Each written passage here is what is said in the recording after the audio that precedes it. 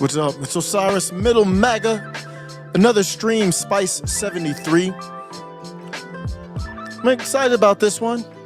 It really, something happened the other day. It was just yesterday as of this live that just reiterates why I love the MAGA movement so much. Just the best political movement that's ever existed in my lifetime. I think in the history of the country. But it's a lot, I'm only reading about history. I'm living this. We're going to get started. We're going to kick it off with the Trump or death sign. Flying, but displayed at the Yankees game.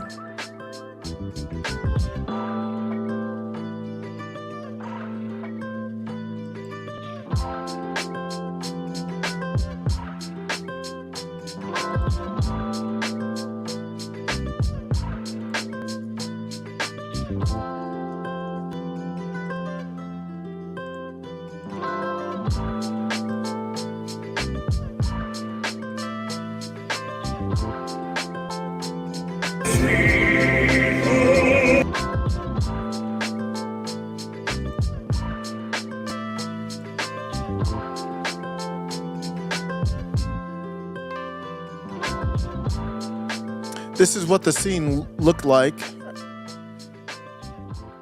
Trump or death, 1776 to 2024. Sounds ominous, doesn't it? Especially for people who don't know what's going on and people who don't understand it.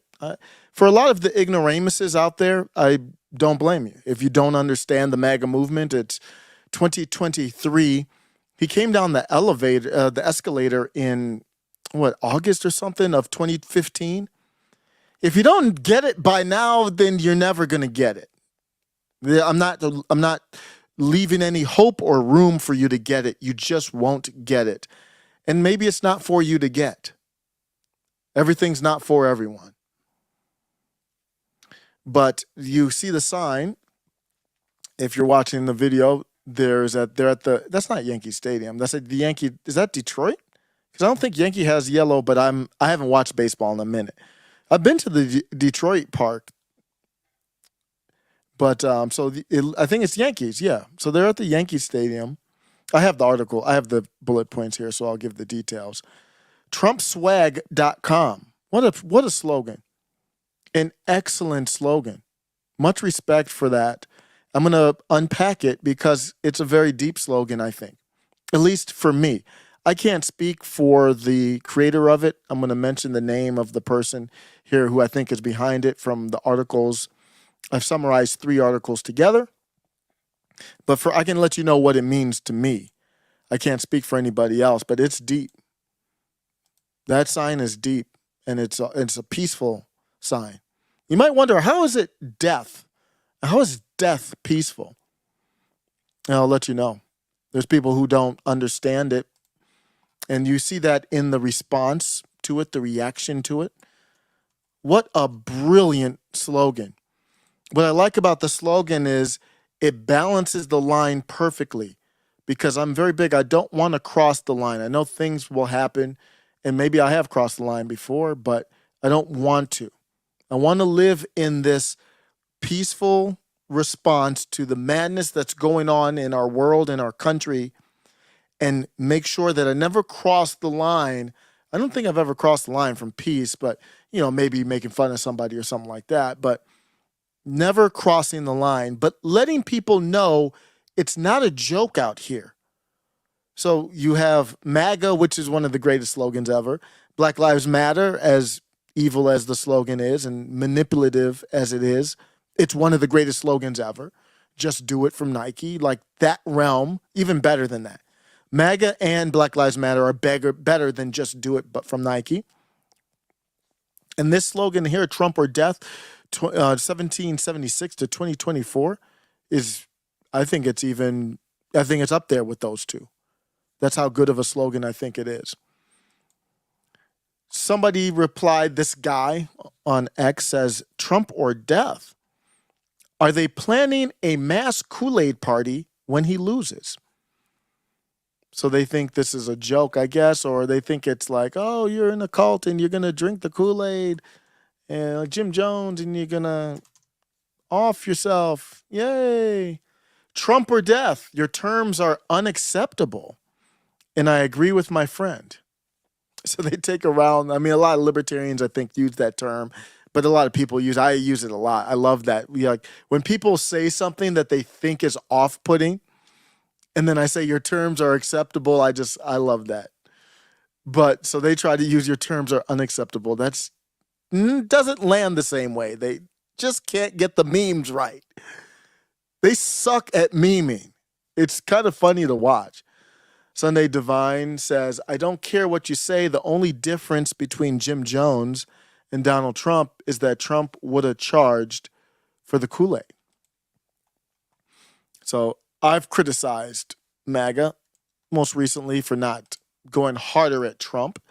And I don't criticize MAGA as being a cult, because what's happening is, and that's not what this Trump or death sign is. We're going to get into that here in a second. But in general, the problems that I have with MAGA, it's not a cult issue. The problem that I'm having is that it is a desperation issue. It is people who feel lost, in my opinion, because things are crumbling around. The ones who are paying attention understand that things are crumbling. Just because a lot of people aren't paying attention doesn't mean things aren't crumbling. And I've had to have conversations with my wife about that. Just because you're not paying attention to the news doesn't mean the news isn't happening. I'm not going to make you pay attention to it. If you don't want to pay attention to it, that's fine. If you don't want to dig deep into it, that's fine as well. But that doesn't mean my take on it is wrong. That doesn't mean it's not happening. So people are paying attention. They see all this stuff happening. And I think it's pushing them towards, well, I'm not in the mood to check Donald Trump. He's the mascot that represents freedom, liberty, my views on the United States.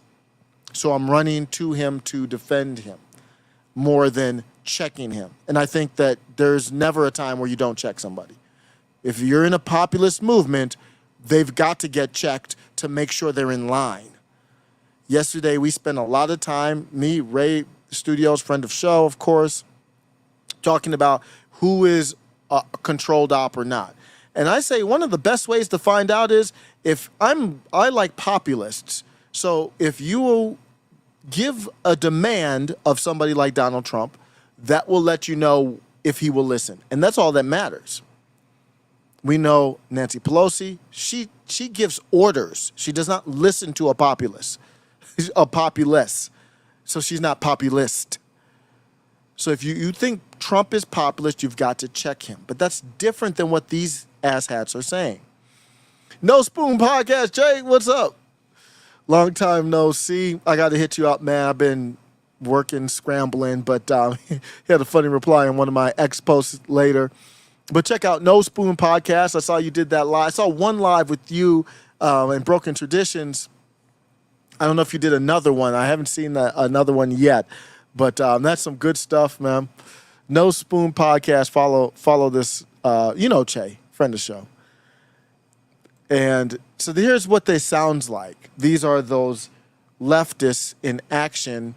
Trey Crowder, I don't know who this is, says he looks like a comedian, whatever.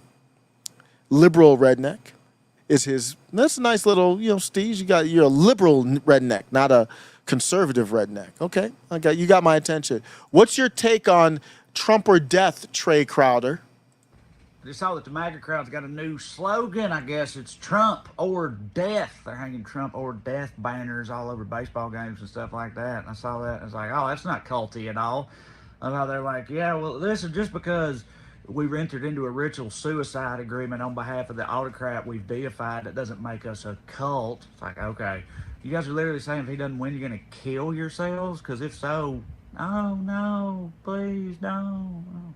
Think of what it would do to the flag economy. Now, listen, if that is what y'all are saying, I just got one request. Okay, please, let me make the Kool-Aid, all right? I'm a trailer American. I know how to do it. All right, I have the ratios just right. I'll run the punch bowl. I'll make y'all little pallets on the ground, lay down some pellets for you, make it lovely, okay? That's all I would be honored. I'm just kidding, unless you're going to do it.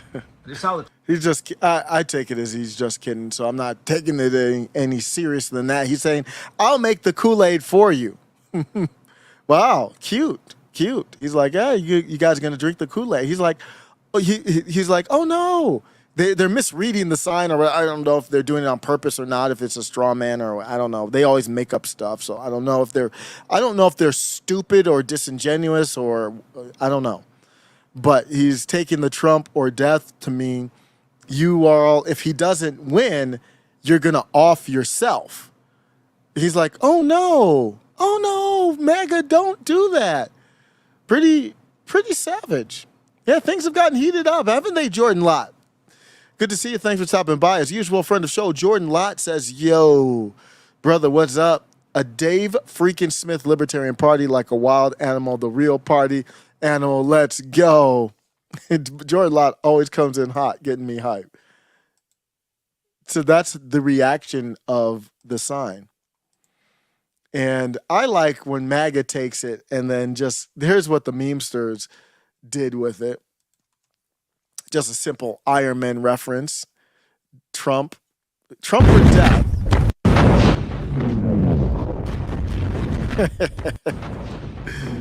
And that's a bomb. The bomb's going off. I believe that's from Iron Man. You could actually see, I think the Tony Stark face came in the deep fake when I paused it there. So that's what they did. So what is this slogan?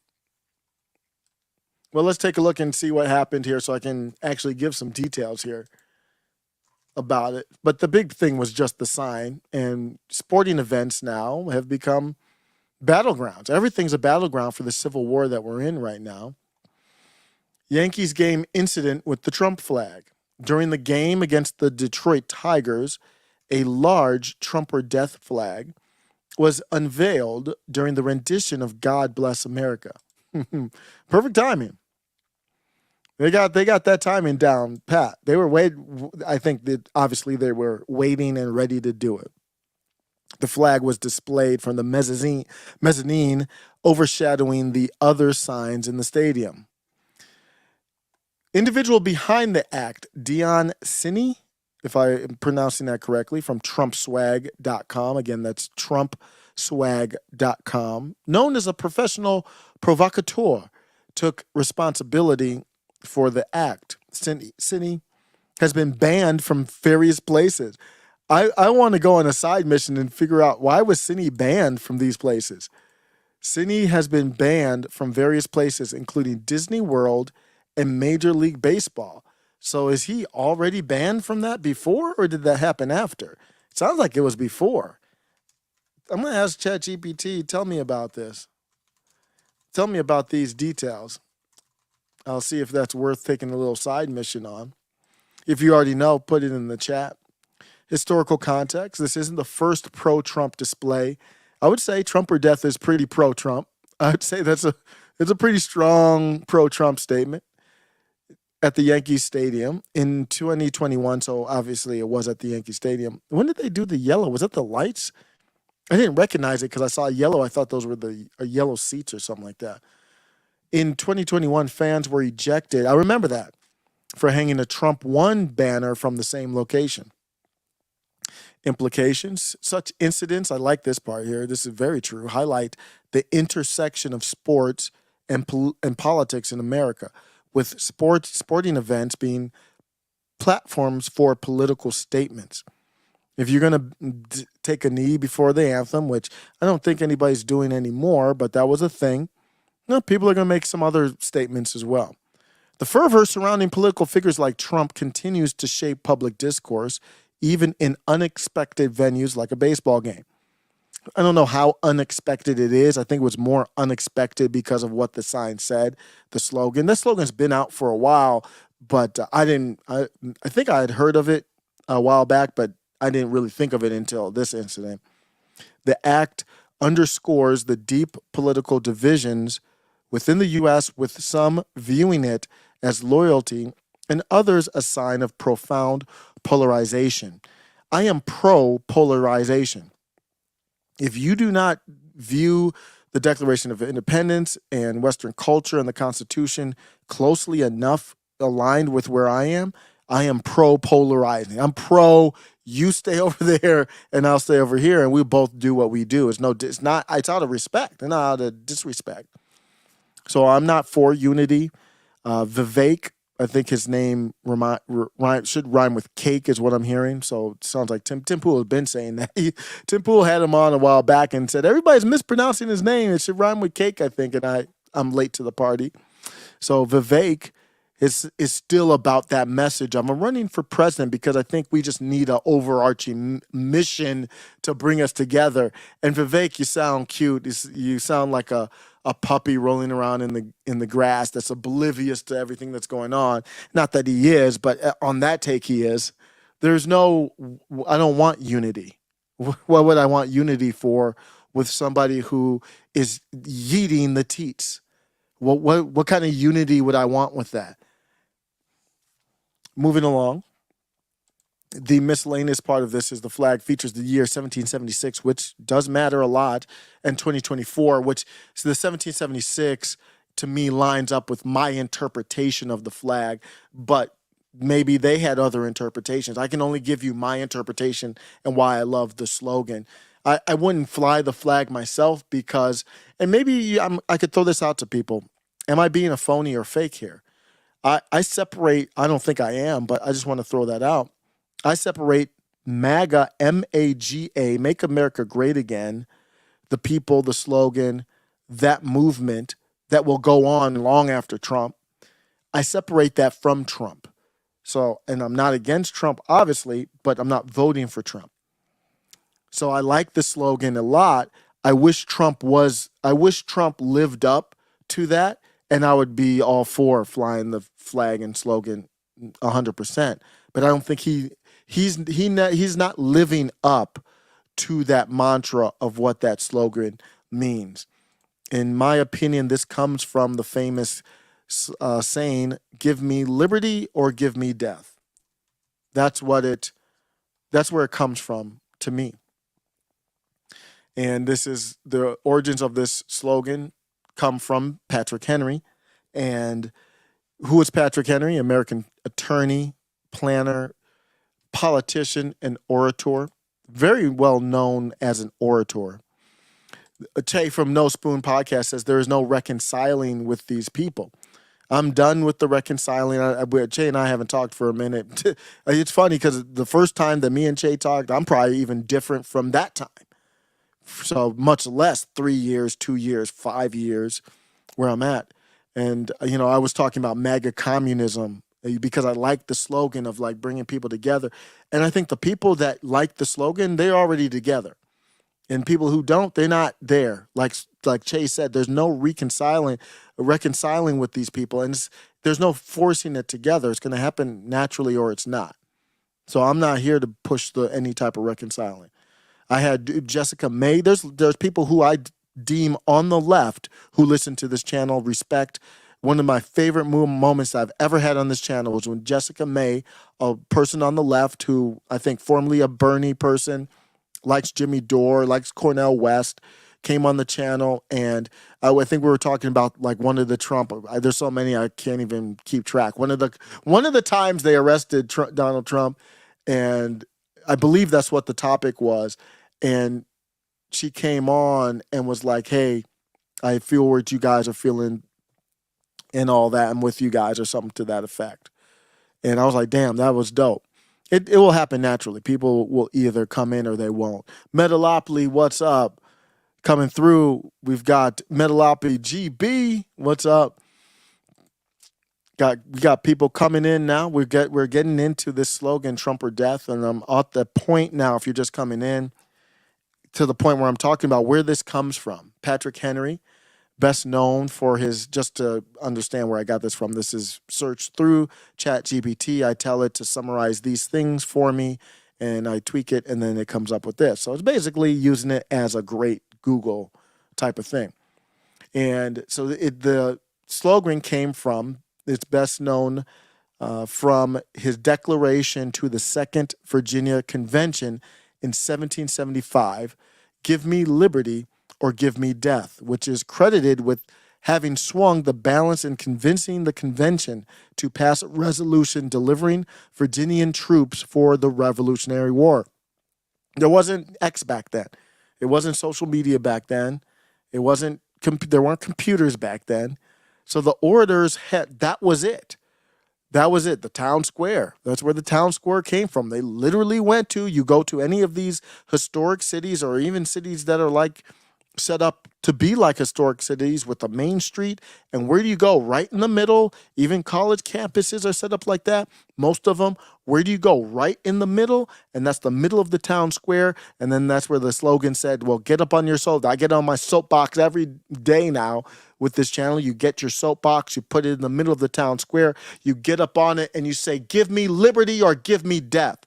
And now in 2024, we don't have it like that. It's all digital. You've got to do shock and awe to make a statement. You can't, if you go and do what Patrick Henry did here and said, is life so dear or peace so sweet as to be purchased as at the price of chains and slavery? Forbid it, Almighty God.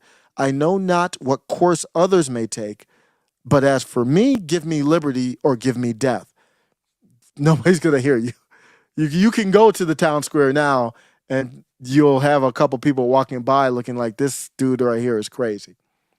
So the modern way of doing this isn't even a podcast. It's the memesters online. That's why the Dilly meme team is so important.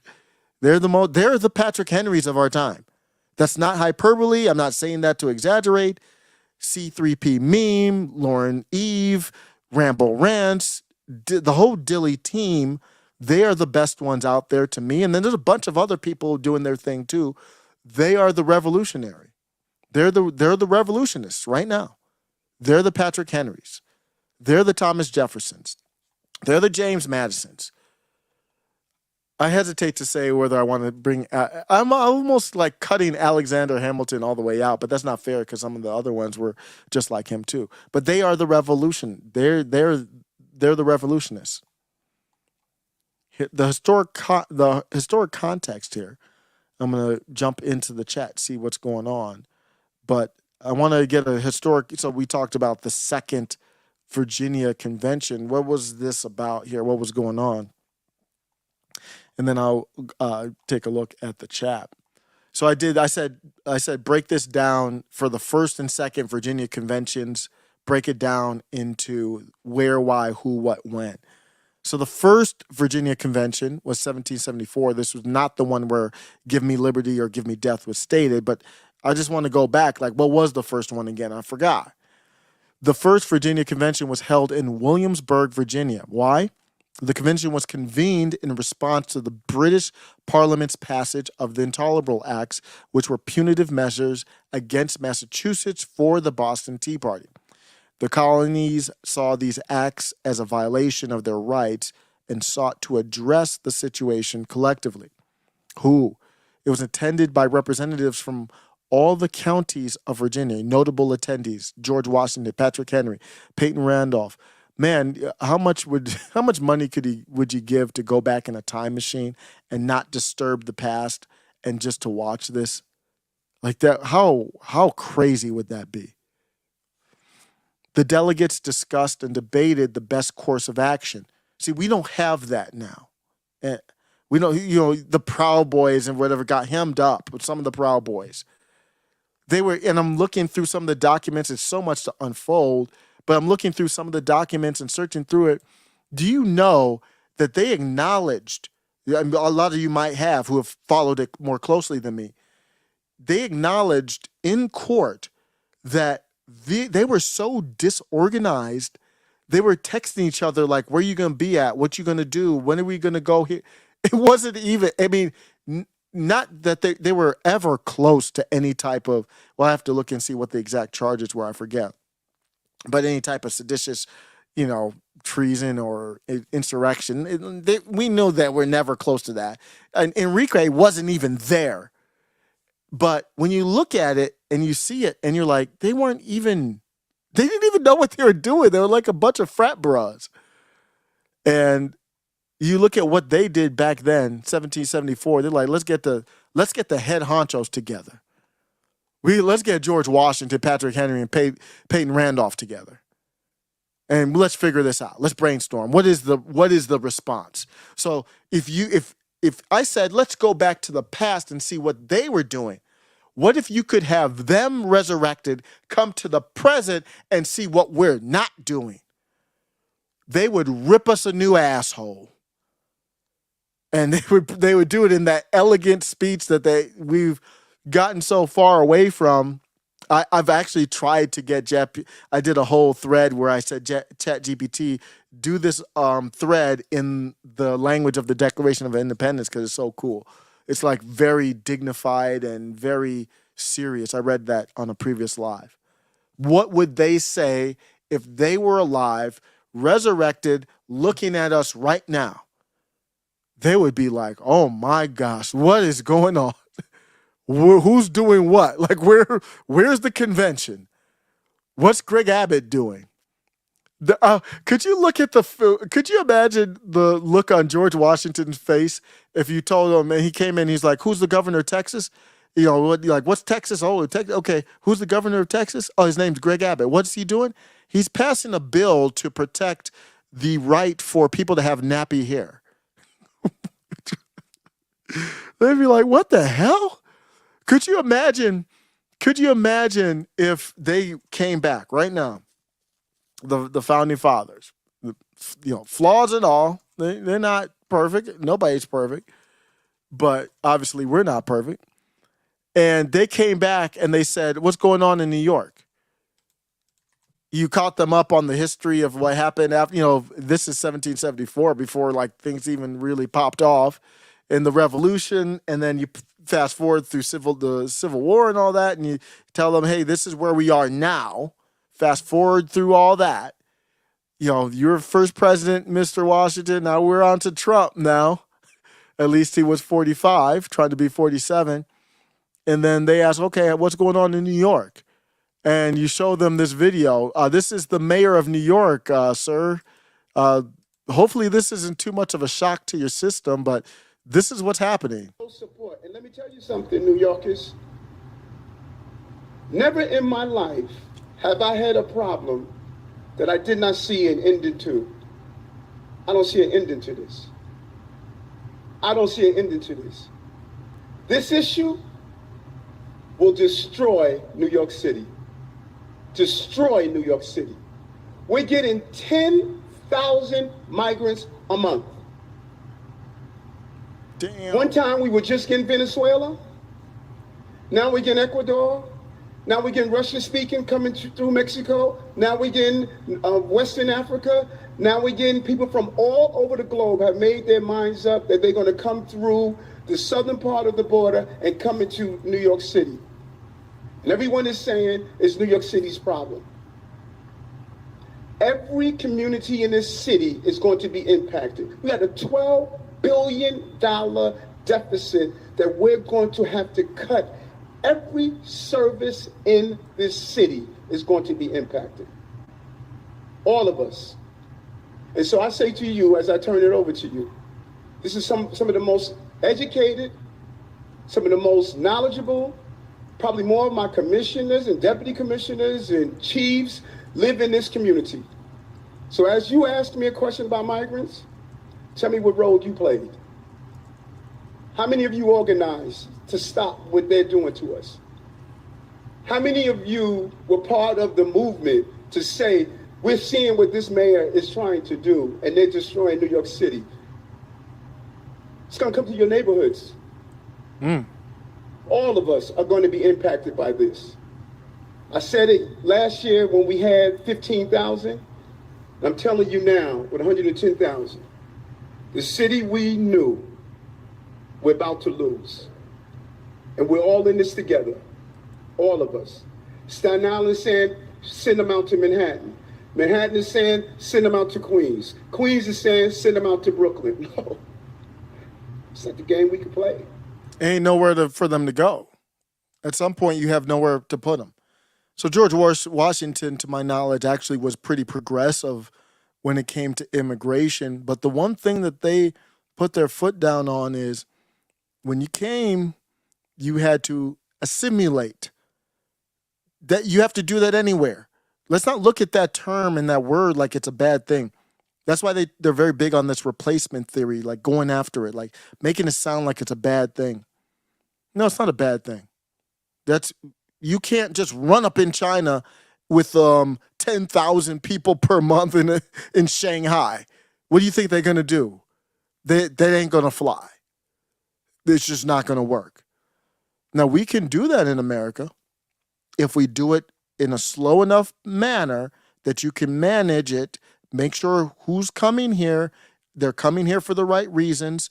They pass basic civics. I know that's not some magical wand that makes them understand, but it's at least something. These people aren't taking any civics test or anything like that. I think that should be a mandatory thing. If you don't know, my parents are Jamaican. They know all about taking the test and the process to become a citizen. That's important. You can't leave that out. I'm not saying that's going to be a perfect way, but you can't skip that. And every once in a while, I download those apps on the phone just to make sure I can, answer these basic questions.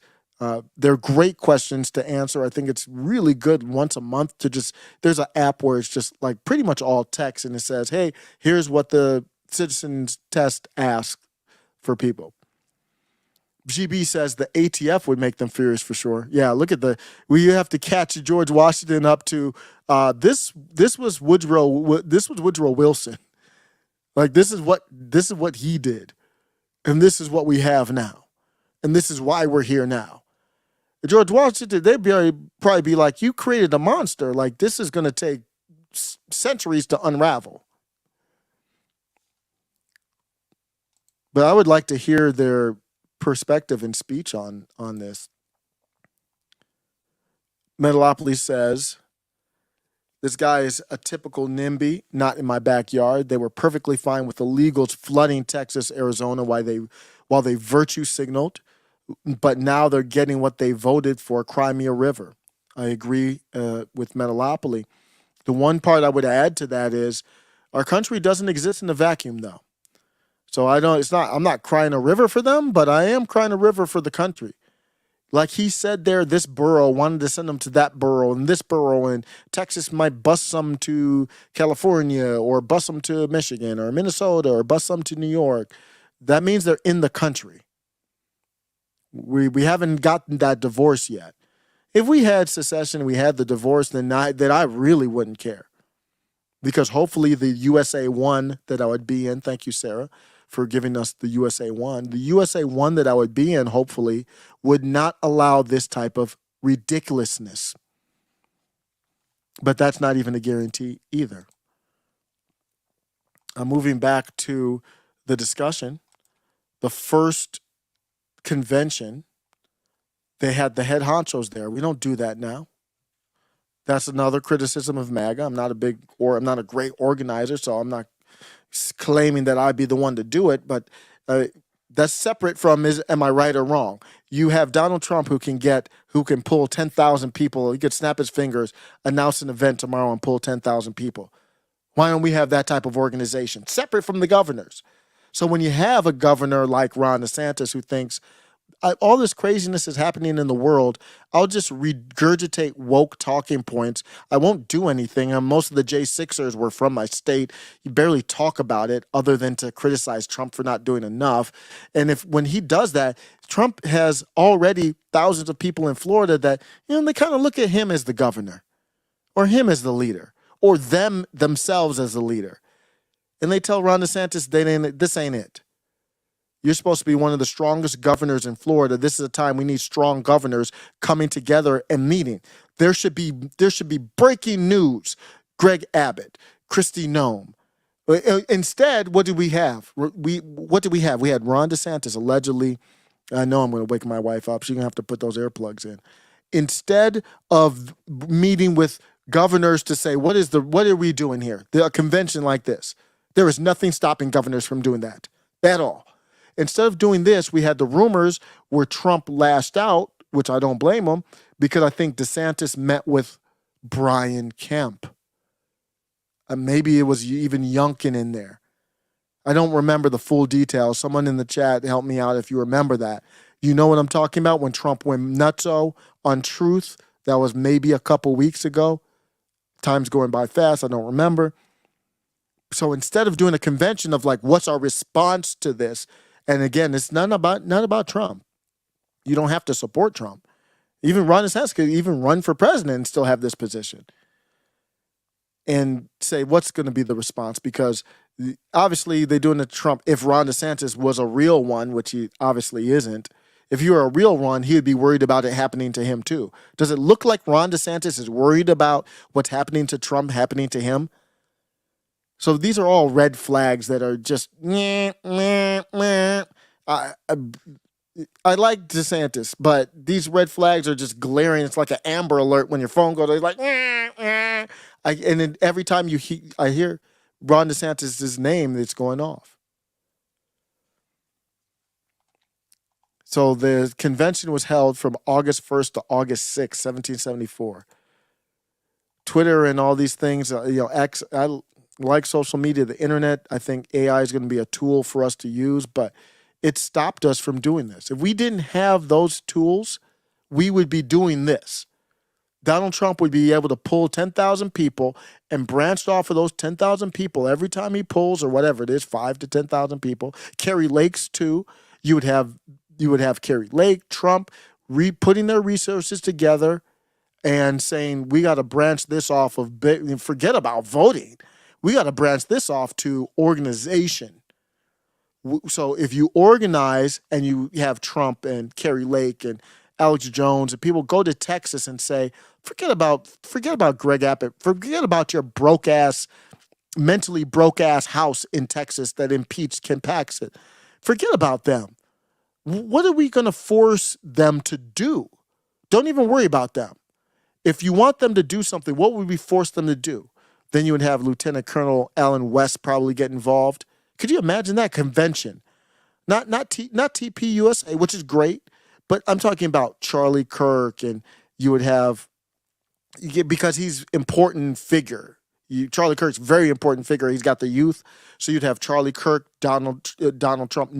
This would be a private meeting, not even on like some other stuff, and then they would do the rallies and all that. That's what they did. So this is all spawning off that Trump. I'm just getting started. All of this spawning off. That's why I led with this over the Jimmy Dore stuff, because I like when you have a topic that's so simple, Trump or death. And then you have idiots who say, well, it means you want violence. No, it doesn't. Sit down on the couch and let me explain it to you. So you spawn it off of that and look at the history of this country, the American spirit that will never die. It's impossible. So I had Ray Studios on yesterday. We were talking about it. I don't know. I'm willing to change my mind on who's running this, but I'm still going right now with the CCP.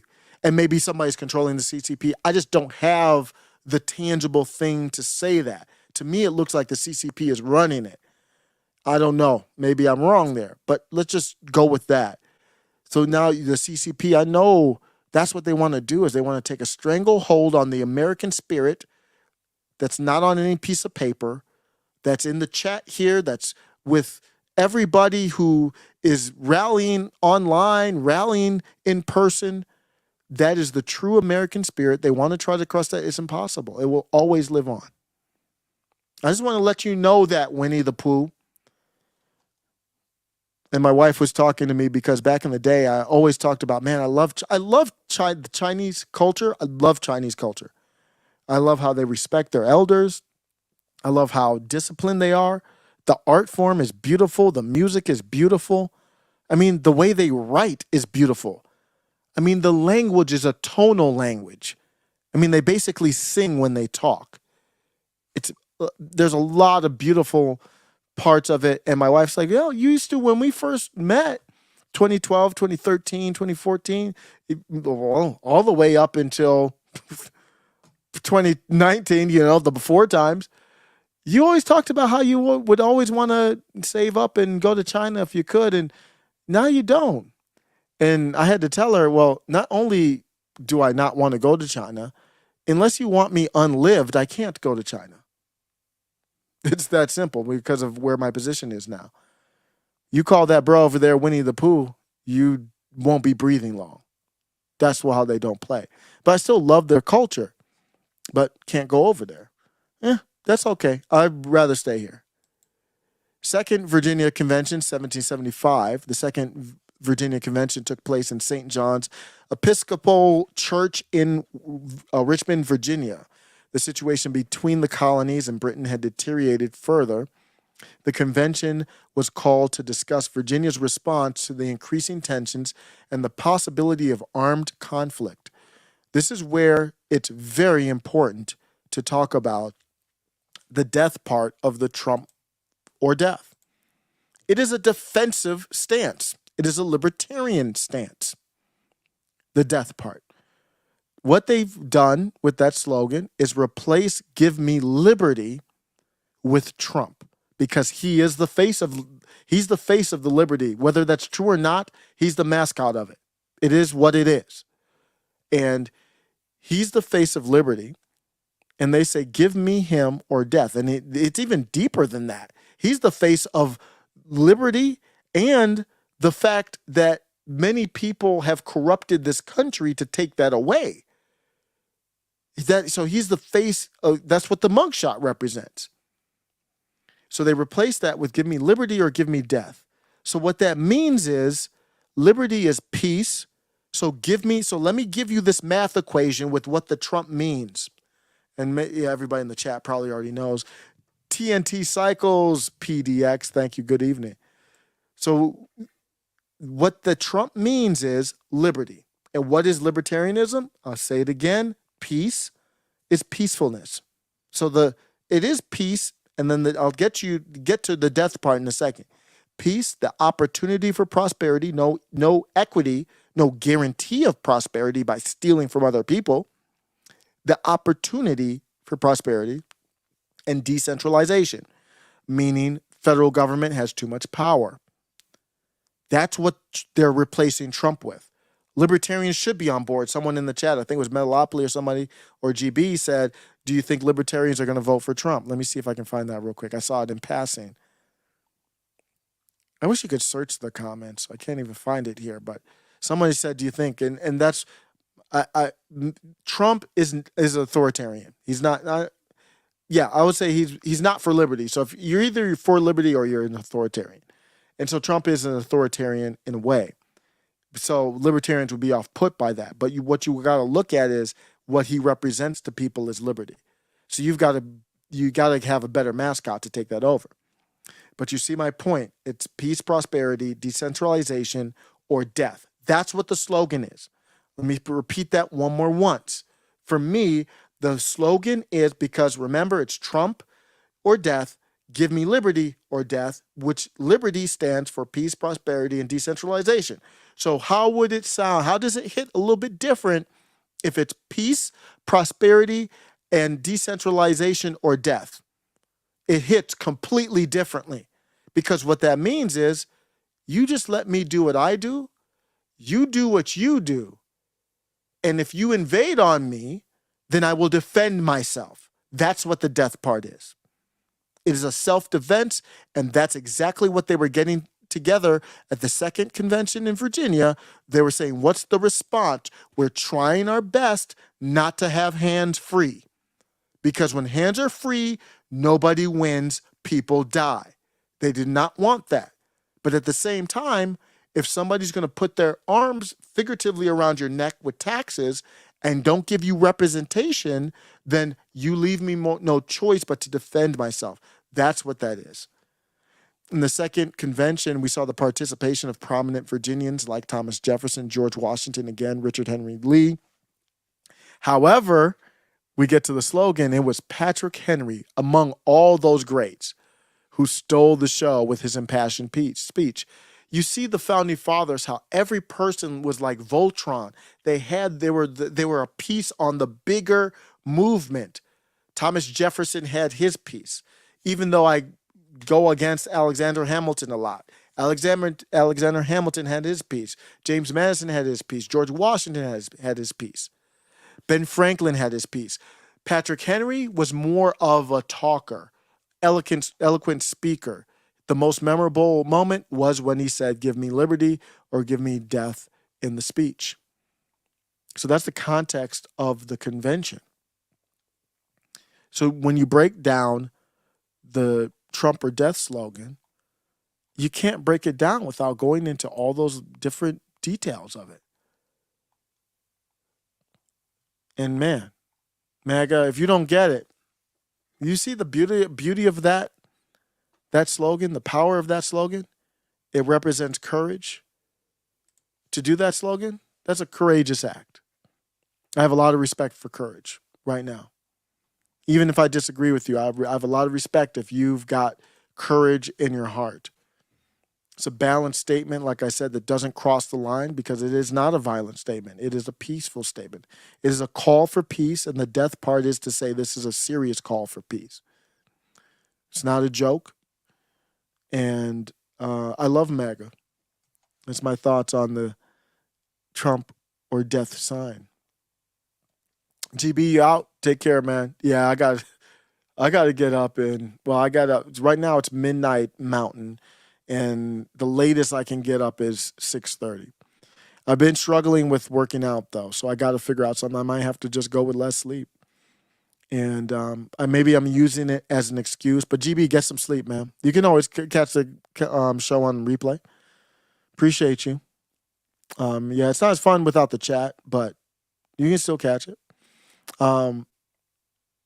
Yeah, I might have to.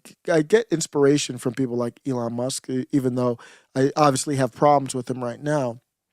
But Elon Musk, any of these people, I get inspiration by how hard they grind. So I have to get my workout in. You look at Eric July. Eric July, he used to do it every day. Be like, when did you get your workout in? He would tweet that at like 8 a.m. I'm like, bro, I just woke up. But you see the point. It makes you think. If you didn't get it in, when are you getting it in? So I've got to get that in. You know why I have to get my workout in? Because I don't want to look like Sasha Obama. That's why I want to work. I'm 45, and I don't want to look like a 22-year-old young lady. Did y'all see Sasha Obama trending in my space, in my little world? Sasha Obama was trending, and this is via the New York Post. Sasha Obama, in the wake of her daddy's getting exposed allegedly on Tucker, here's what happened. Thanks, GB. Thanks, TNT Cycles PDX was on fire in the chat yesterday. Says Trump is our only chance unless we want to be Venezuela. I respect that. Thank you for the $5 super chat. Here he is. Sasha Obama has the same physique as me. Sasha just kind of, did she let herself go, or when did this become Sasha? It's very tough when you see someone that was like a little kid, and then now, like if I crossed paths in the street with Sasha Obama, I wouldn't have recognized her. Not even a little bit. Wouldn't have had no idea who she was. I mean, none. Again, we went from the Hope and Change. This was Hope and Change 2008. And who was up on that stage? It was Barack Obama came up on the stage with Big Mike, at that time known as Michelle Obama, and the two kids. There they are. 2008. They came on stage, they looked like the Cosbys. And fast forward, she didn't let herself go a little bit. Bikini top clad. Sasha, do a one piece. Okay, do a one. And I'm not trying to be, because when I go to the gym or when I go to the beach, I am that dude that wears the swim shirt. Why? Because I don't want to go to the beach looking like that. I do it to help you all. You don't need to see my titties at the beach. And as far as Sasha Obama, we don't need to see that dad bod. You are 22 years old, young lady. Get it together. And I'm saying that out of spite. Let's be honest. Sasha Obama smokes a cigarette. She out here smoking cigarettes. She go old school. You got to appreciate that. They still smoke squares. Everybody doing the vape stuff now. She must have got that from Daddy. I wonder if, like Daddy, is she attracted to weird looking old dudes with no front teeth that look like Gilbert Gottfried? Because she got the cigarette smoking from Daddy. Well, I don't know what else she got from Daddy. I don't know. A sit-up or two maybe might help, might be in order. She eating good. At first, I didn't know if she was pregnant or not. Don't throw that out there if you don't know for sure. And don't stare at the belly either. I don't know why she's not wearing a one piece. I don't know why is it that hot? But New York Post found this out. They found this out. Was it New York Post that we saw the infamous? See, you look at the difference between this and the Nancy Pelosi. See, Nancy Pelosi is a G, because Nancy Pelosi was like, I know what I am, and I know what I can do. I know what I can't do. If Sasha Obama had worn this, it would have been a whole different story. I probably would have been like, look at Sasha Obama looking good. But you see Nancy Pelosi. This is the famous Nancy Pelosi at the beach photo where the assets were in full effect. And you see what she's wearing, like some pants up there, and she's wearing a full garb. She's wearing, I don't know what that is. Is that a swimsuit? I don't know what that is. Is that a one-piece swimsuit? I think it is, with the pants over it. This is what it looks like. That's what Sasha should have been wearing, and it changes everything. Now you're not inappropriate. And I'm not unless I have a body that I'm like, okay, this is decent, until I have that, where there's not like any handles to love. That's a sign. And I said, I defined thick. I defined the difference between thick and fat. I've done it very clearly. And it's a very important definition. She's right on the border, actually. If you can take a hot dog and put it in one of your rolls and hide, and then squish the rolls together and hide the hot dog, then you are fat. If you can put the hot dog there and you don't have enough roll to completely hide the hot dog, then you are thick. Sasha Obama's right on that line. So I hope she gets it together. That's not what you hope for. She smoked a cigarette while chatting with her pals, is what this article. This is actually page 6. Is that New York Post? Is page? Yeah, that's New York Post, page 6. So that's where they do their tabloidy type stuff. She seems to have picked up the habit from her politician father. Yeah, we see that. What bad habits are my kids going to pick up from me? They already see me doing YouTube, so that's going to affect them. Because I remember my dad listening to Rush Limbaugh, much less if he were trying to talk like Rush Limbaugh. But I want them to, forge their own path. Barack, 62, started smoking in his teenage years, but promised his wife, Michelle Obama, which there's rumors that it's on the rocks again. Michelle recently this is not from that article, this is stepping away from that article. There's rumors, I can't independently confirm, or I have not, that Michelle Obama took a vacation in Spain without Barack. And I don't know. I wish them the best. I don't know what's going on there, but things happen. He started smoking in his teenage years, but promised his wife Michelle he would quit before campaigning for president. But as we know, he struggled with it, and I wouldn't be surprised if he struggled with that and other stuff too. I really wouldn't be surprised. As a former smoker, I constantly struggle with it, he said in 2009. I remember, but that actually made him more relatable. Sasha completed the look with a casual pair of flip-flops. That's a weird way to say she looked like a hot mess. I don't know what's going on with this young lady, but she don't even look right. She looked like a damn mess right there. I don't know. It's just a bad picture, maybe. I I'm not saying I look like anything. I'm just saying that that's not. They caught her at a bad moment. That's the most generous statement I could say.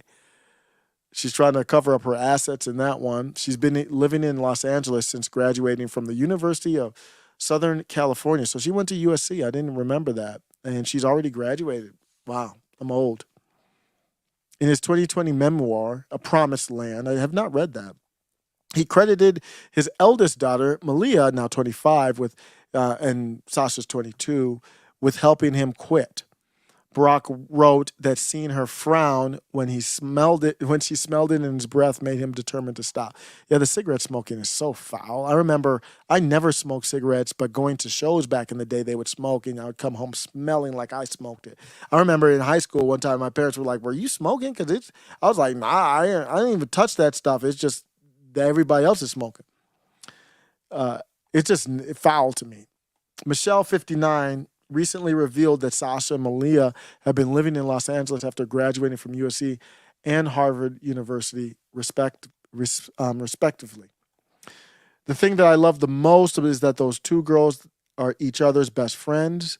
She told Hoda Cope and Jenna Bush, sorry I mispronounced the name, don't know how to pronounce Cope, Jenna Bush Hager on the Today Show last November. That's when I actually was talking about a little bit of that, when it's like she wants to stay relevant just in case she needs to run. Here's my takeaway from this. Somebody came at me and said, because I was in the comments doing immature stuff, fully admit that. But somebody came at me and they said, kids are off limits. And I said, I had this reply. I said, kids are off limits. Number one, she's 22 years old. She's not a kid. So let's get that straight. And because if she were under 22, I would agree with that. If she was under 18, I would agree with that, as long as she didn't get into politics. Now, I haven't heard her get into politics. I'm just talking about a hypothetical. If you are under 18 and you are stepping into this political fray, then you are fair game to get wrecked as anybody else. And you need to go to mommy and daddy put you in a bad situation. So the same people this was my reply to the person here. Let's keep children and politicians out of conversation despite their age, size. I didn't even notice that the first time. Despite their age and their girth, maybe, and viewpoints, this goes for both sides. Nah, evolution, nah, I'm not, nah. The same people that put enough food on Sasha Obama's table to give her a dad bod at 22 years old are pressing charges on law-abiding citizens all over the country. And you want me to go easy on her? Are you nutso? What's wrong with you in your head? If I say that Sasha Obama looks like the byproduct of a Lizzo liposuction, that is kind, considering the circumstances. That's my thought on Sasha Obama. Melopoly says kids are off limits. Aren't these the same people that made fun of Barron Trump's autism? Yeah, they are. They're just complete hypocrites and ridiculous. But I'm not going to let them be a hypocrite decide because that's the definition of woke pretty much. Not that Melopoly's saying that, but just hypothetically, I'm not going to let their morality define mine. That's why I'm not for retaliation. I still haven't broke down that Charlie Kirk article where he basically says we need to retaliate. Tim Pool has said that. We need to retaliate. Crowder. Everybody's saying that. Most everybody on the conservative side, right side, whatever they're labeled as, populist side, is advocating for retaliation, meaning I want impeachment, even though impeachment makes no sense. We saw the polling for Joe Biden, and I don't believe the polling, but you can tell the sentiment that he doesn't have the momentum right now. You can just feel it. You don't need to really see it. CNN talked about it, though. Let's take a look at it here. Here's what I woke up to this morning. They're talking about the polling for Joe Biden. Oof, problematic new polling numbers out this morning for President Biden. The CNN poll finds his approval rating sinking to just 39%. Democrats on notice as the 2024 race for the White House heats up. Among voters' concerns, Biden's age. They're worried about his mental and physical competence, along with how well he understands the concerns of future generations of Americans. Another big issue, the economy. 58% say Biden's policies have made economic conditions worse. Oof, problem. Ooh, this is not a good way. This is how the segment started on CNN. Oof, duh.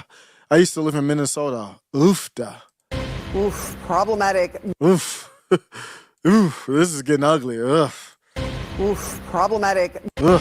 Oof, problematic. New That's polling not a good numbers start. out this. That's not a good thing. The polling doesn't mean anything. It can be manipulated. What we're seeing there is CNN doesn't want them. That's just my opinion. The polls can be manipulated to be less bad, this bad. It's just complete part of the Civil War and information. They want to gracefully get him up out of there. And I don't know if he's not hearing him. Does he need a hearing aid, or he can't see? He doesn't understand that he's overstayed his welcome. He's at the party where everybody's left and the host is there kind of looking at you like, when are you going to leave? That's where Joe Biden is right now. That's why this segment started out with oofta. Oof, problematic. Oof, you're not listening. Get your ears cleared out. When the deep state wants you gone, you might need to go. Or you might be the next one getting charges, Mr. Brandon. That absolutely could happen. And they would love to do it and say, hey, we're bipartisan. We're charging both of them. And that's why I look at the GOP's and they're trying to clamor to impeach. CNN has to start the segment with oofda, like they're from Minnesota. And your strategy, GOP, is to impeach this person? Oof, problematic. No, I want the oofda dude in office to stay there so he can be beat when you're running against him. Why would you want to impeach him? You can still get the information out there. It's not going to get any out there anymore if you try to impeach him. So just get the information out there, let the people decide, and let this oofda in office lose. Oof, problematic. Now, I don't think he's going to lose, but he's the loser. He's a loser. You look at him, he's trying to be witty and funny, and he's not. He's just old, decrepit. Let him be the old, decrepit symbol of the Democratic Party. Why would you want to even try to? Not that he would be removed from office, but that's what the whole point of impeachment is. Why would you even do that? Let him stay. I'd be like, no, we don't impeach him. Keep him there. Keep him there. Did you see him walk out of that medal ceremony? He walked out of a medal ceremony, and you want to impeach this dude? You don't impeach this. Oh, no. You make them defend this. Oh, no. I don't want you impeached, boo-boo. I need you to stay in office. Don't go anywhere. I would be scared that he was going to drop out. The president took off his mask, as I said he would, to deliver incredibly powerful remarks about this captain, Captain Taylor, and what he did in service to our nation. And he wanted to honor the captain. And for a brief time afterwards, he also didn't have his mask on, as you just laid out. And he left as planned, as it was planned. He left when there was a pause in the program in order to minimize his close contact with attendees who are about to participate in a reception. And you all reported that, noticed that he left when there was a pause in the program, because again, he wanted to minimize certainly his impact on folks who were there. Make them defend this dude. This is how stupid they sound. They're bringing up COVID in this. Like, what did COVID have to do with this? Colin Rugg broke it down well. He said yesterday, President Joe Biden abruptly left the Medal of Honor ceremony before it had ended. So he did one of his things. He's done it. It's probably 20 times now, at least that I've seen, where he's done speaking. I think he was speaking. It's a short clip. I haven't seen the full clip in context, but he thinks that it's done. And I think he didn't want to do the, which way do I go? That's what he usually does. This time it was just a clear path, and he tried to play. He didn't know where he was going. You could see the look in his face. And he was just walking down the aisle. Today, Karine Jean-Pierre explained that this was all part of the plan. Obviously, it wasn't part of the plan. And I don't know who the person was. They said it was an esteemed military guy. So I don't know. He looked sad. I don't know if it was because Joe left or not, but he looked kind of shaken. And I don't know if it had to do with Joe leaving or not, but the optics were not good. Let's just say that. Colin says all he can do is laugh at this point. They said it was all of the plan. It was all part of the plan because Jill Biden is sick with the equivalent of a cold. We haven't even got confirmation that she has symptoms that would even be a cold. He left as planned as it was planned. He left when there was a pause in the program in order to minimize his close contact with attendees who are about to participate in the reception. Why would you want that brought out of office? My mantra would be: do not impeach him. Whatever you do not impeach this dude. So, but that whole topic came up from retaliation, and I'm not for retaliation. That's how stupid the idea of retaliation is. It's so stupid that people like Charlie Kirk are clamoring for impeaching him. Like, what problem does that solve? Impeaching Mayorkas and all. What problem does that solve? You know that you can get another Mayorkas at the drop of the dime. Just find someone who wants to lick the boot of the people in charge, or the money behind this, and you've got a million people or thousands of people, hundreds of people in that position that would say, yes, I'll lick the boot. I'm fine with that. So what's the point of impeaching these people? Historically, that's what you're looking for. Historically, we'll note that they were impeached. I want that. I don't want anything. I want historically it's noted that during this time we knew that we could no longer coexist. That's what I want the history books to write. Not that you impeached a senile buffoon before he was going to run up against you when you want him to be the person running up against you. Metalopoli says, yeah, impeachment right now would be stupid. Never interrupt your enemy when they're making mistakes. Joe being president is the best campaign ad for Trump 2024. And I think they're going to, I think they're possible that they will do whatever they need to do to win it, even with Joe Biden. But who knows? I don't know that for sure. In the off chance that it's not, you could still vote. I'll probably still vote, even though I don't think that's the answer, but I'll still vote. And I'm in a state where I think things are so dirty that, like California, things are so dirty that they would never let Trump win in Colorado. They would never let Trump win in California, just with the system, the way it's set up. Not that I would say like specific type of fraud, but just the way it's set up, it's not tailored for that to happen. That's not an accident. Jimmy Dore has a lot of courage, and Jimmy Dore, and I got this, we were talking about this with Metalopoli in the Discord. Let me go do a quick shout out for the Discord before I get into the topic then. Why not? Let's go to the Discord. We're popping it off. Thank you, everybody, for getting in there. Cyan's been great in there. I'm going to check on Rumble, too. Cyan usually checks in on Rumble and others if she's there. So I'm going to head over to the Rumble chat in just a second after we promote this. This is the Discord. Great conversation, talking about music and all kinds of stuff in here. And I'll put the link in the chat right now. Sub up. Keep in touch. Kind of like sending a text message, basically. Group text, basically, is what it is. A goat named Slickback. That's Casual Goats. And you see it here. Metalopoli was in here. We were chatting about different things. Awesome. That company needs the Bud Light treatment. I'm going to see if I can get to... I probably will get to, I'm going to do Jimmy Dore and then the Liberty Safe topic, and then I will be out, maybe a couple jokes or something like that, or something stupid, and I'll be out. Oh, I'm not even sharing my screen. I forgot. Let me make this bigger so you can see the Discord. Sharing the screen now. As you can see, Metalopoli in there, talking about the Liberty Safe. Cyan, thanks for coming through in there. Capybara Bro. Everybody in there. Appreciate y'all. I just put the link in the description. Going over to the Rumble, let's see what's going on in Rumble. That's one thing about StreamYard is they don't have the Rumble chat come through StreamYard, and I don't know who needs to do what to make that change, but that needs to change. Here's Cyan. Let me pop out the chat and give it such a great friend to show. And I see Cyan in the Rumble chat. Let's go through and see what Cyan's up to. Very, very curious. Always insightful. Great friend of the show. Here's Cyan. This is the Rumble chat showing it live right now.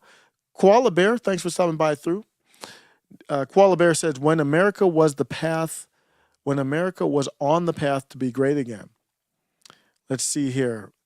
That's a so Cyan said that's an insult to the late Gilbert Gottfried. I was just trying to think of what other old, because I already used the Mr. Furley. If you don't know what I'm talking about the Larry Sinclair stuff. He serviced Barack Obama in a limousine, allegedly. And I just wanted to know if Sasha had the same taste in men as her daddy. And yeah. So let's see here. Or CNN wants to scare their viewers and the left to take more action against Trump or the right to stay home in November. Great point by Cyan. That could be very true. It could be that they are trying. That's very, very smart. And it could be very, very true that they're saying, well, look at how dark things are to rally the base around Joe Biden against Trump. It absolutely could be that. Cyan says, impeach no, 25th Amendment, yes, of course, will never happen. Yeah, well, the 25th would have to be his own cabinet, so that would never happen. Well, it could happen if they want to replace him. That would not be impossible. The problem is Kamala Harris. No one respects her. She would have to be the one to rally the cabinet. I forget the details of the 25th. What do you need for the 25th again? I'm going to sidetrack real quick. What do you need for the 25th Amendment to remove president? I always have to look that up. I've looked it up quite a few times because it came up under Trump where they were thinking about doing it. And it could Trump is the type of person where it could happen because he's going into the lion's den, which is DC, and he's hiring all these people who hate him. So that they could really happen in that scenario. All the deep state versus the president. 25th Amendment provides procedure for replacing the president or vice president. Let's see here. Yeah, I don't have it quickly. I probably should have just Googled it, but if somebody knows the detail. Oh, the process. Okay. Initiation. The vice president and a majority of the principal officers of the executive departments, the cabinet, must submit a written declaration so it's just a majority of the cabinet. And so the way that it's written here, it says vice president and a majority of the cabinet. So if you have a majority of the cabinet and no vice president, let me ask the question to chat GPT. I don't know. Well, I'm not going to get too sidetracked. But yeah, let's take a look here. Cyan says Kamala Harris would be better since she's so unliked.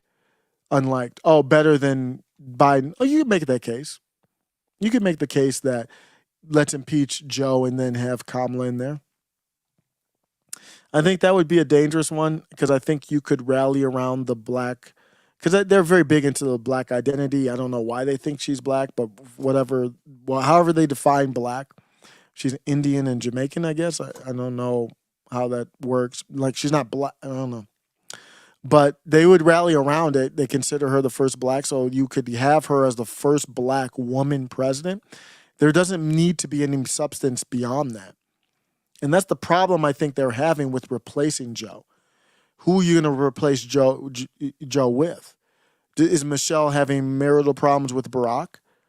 And then Michelle's like, I don't want to get into this because I don't like this bruh anymore, or whatever the case may be. It could be difficult because Michelle Obama's a black woman. Pause, and that would be the only way you could replace Kamala Harris. How could you replace her with Gavin Newsom? I think Joe Biden, if he had his way, he would replace Kamala Harris with Mayor Pete Buttigieg. I think if he had his way, he would have picked Mayor Pete Buttigieg as his VP. But he got 95% of the black woman vote, so it looks like it worked out. But Mayor Pete, I've played this clip way back on the channel. Joe Biden said that that Mayor Pete reminded him of his late son Bo, which is the highest compliment that Joe Biden could give anybody, any politician. That was not a joke. Mayor Pete's an impressive dude. He knows multiple languages. He's well-spoken. He reminds you of Obama with a little twist on how he presents things. He's struggled as Secretary of Transportation. He's had a rough go, but people forget that stuff quickly. And I think that's where Joe would want to go. I just don't know how much influence Joe has. Kamala is even worse, but she's dumb, so maybe it's better. Oh, TNT Cycles PDX. You don't like Jimmy Dore? Why don't you like Jimmy? You can reply if you can, why you don't like Jimmy Dore. I'll show you why I do like Jimmy Dore. Love Jimmy Dore. He's not afraid. So Jimmy Dore had Cornel West. Cornel West is running for president, as you might already know. I believe it's official under the Green Party. Is that correct? But Jimmy Dore and Cornel West have always been cool. But Jimmy Dore is a man of principle, though. Do you think that this is Jimmy Dore talking to Cornel West, somebody who I would have thought, I think it would be fair to say they were friends or, in some sort of way. He was telling Jimmy Dore was ripping Cornel West a new one. And he told Cornel West, do you think that when you call Donald Trump a neo-fascist, and you don't say that about Joe Biden, you're undercutting your campaign and you're propping up the Democratic message that they are the lesser of evils and you have to vote for Biden? Jimmy Dore is a principled dude, and I value that more than even if I agree or not. Here's Jimmy Dore.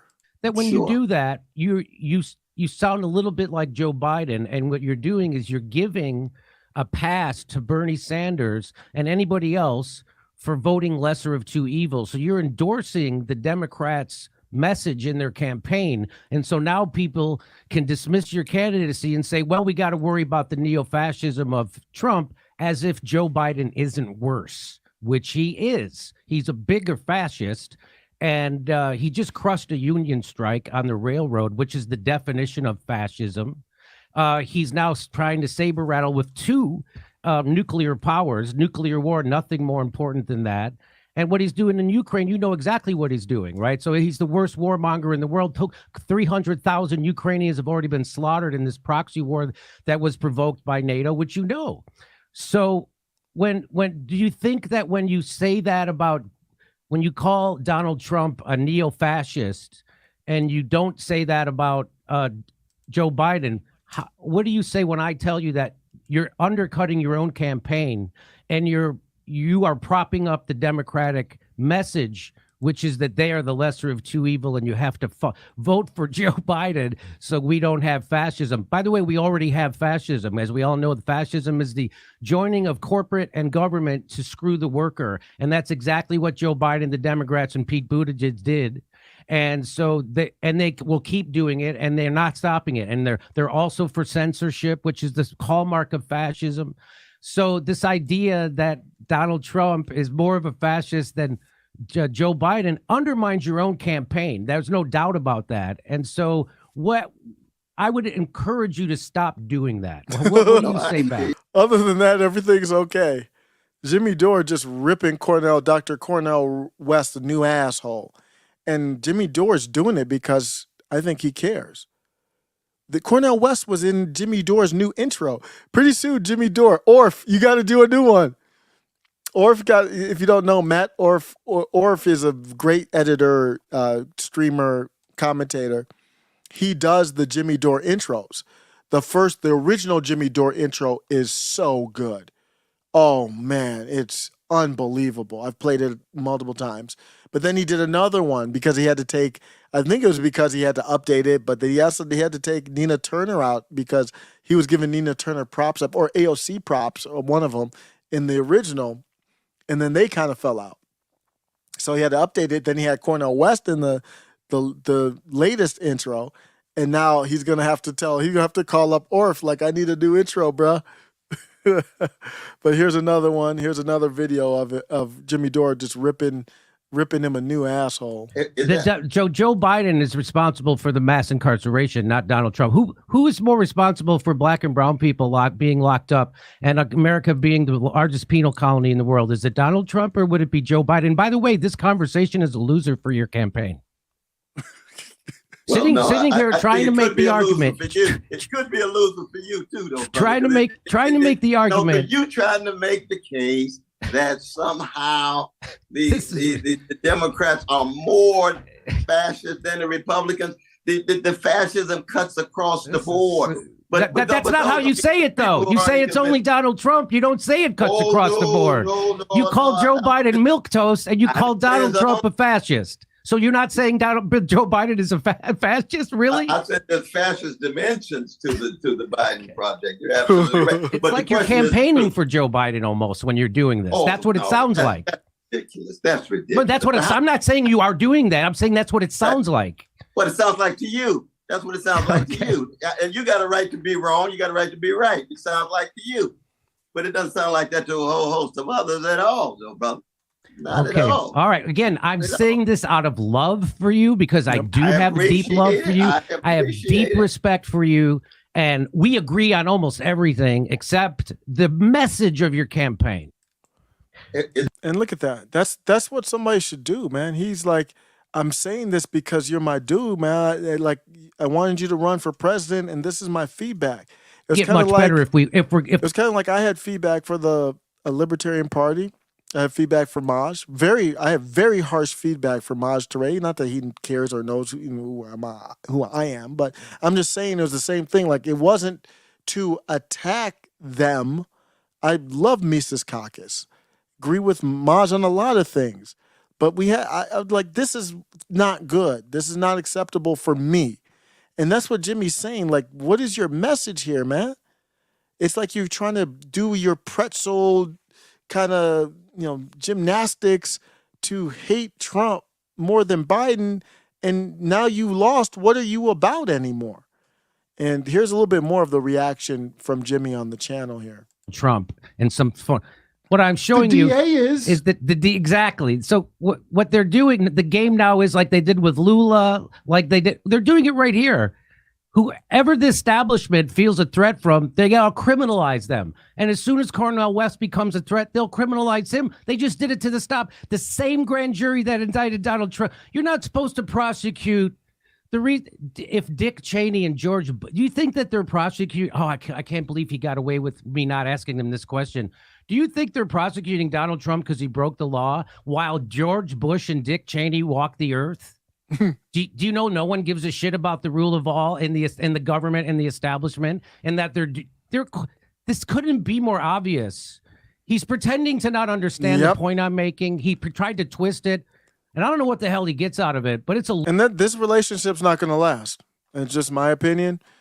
They're going to fall out because what Jimmy's saying here is, I know Dr. Cornel West.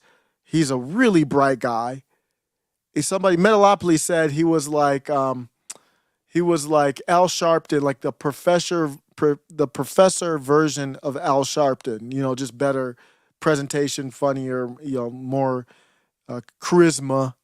He kind of looks like Don King a little bit with his hair and all that too. But Jimmy Dore is saying, like, this is disingenuous. It's not like it's just a mistake from you and your campaign. This is disingenuous, and I'm going to be out from you. That's what this sounds like. Loser.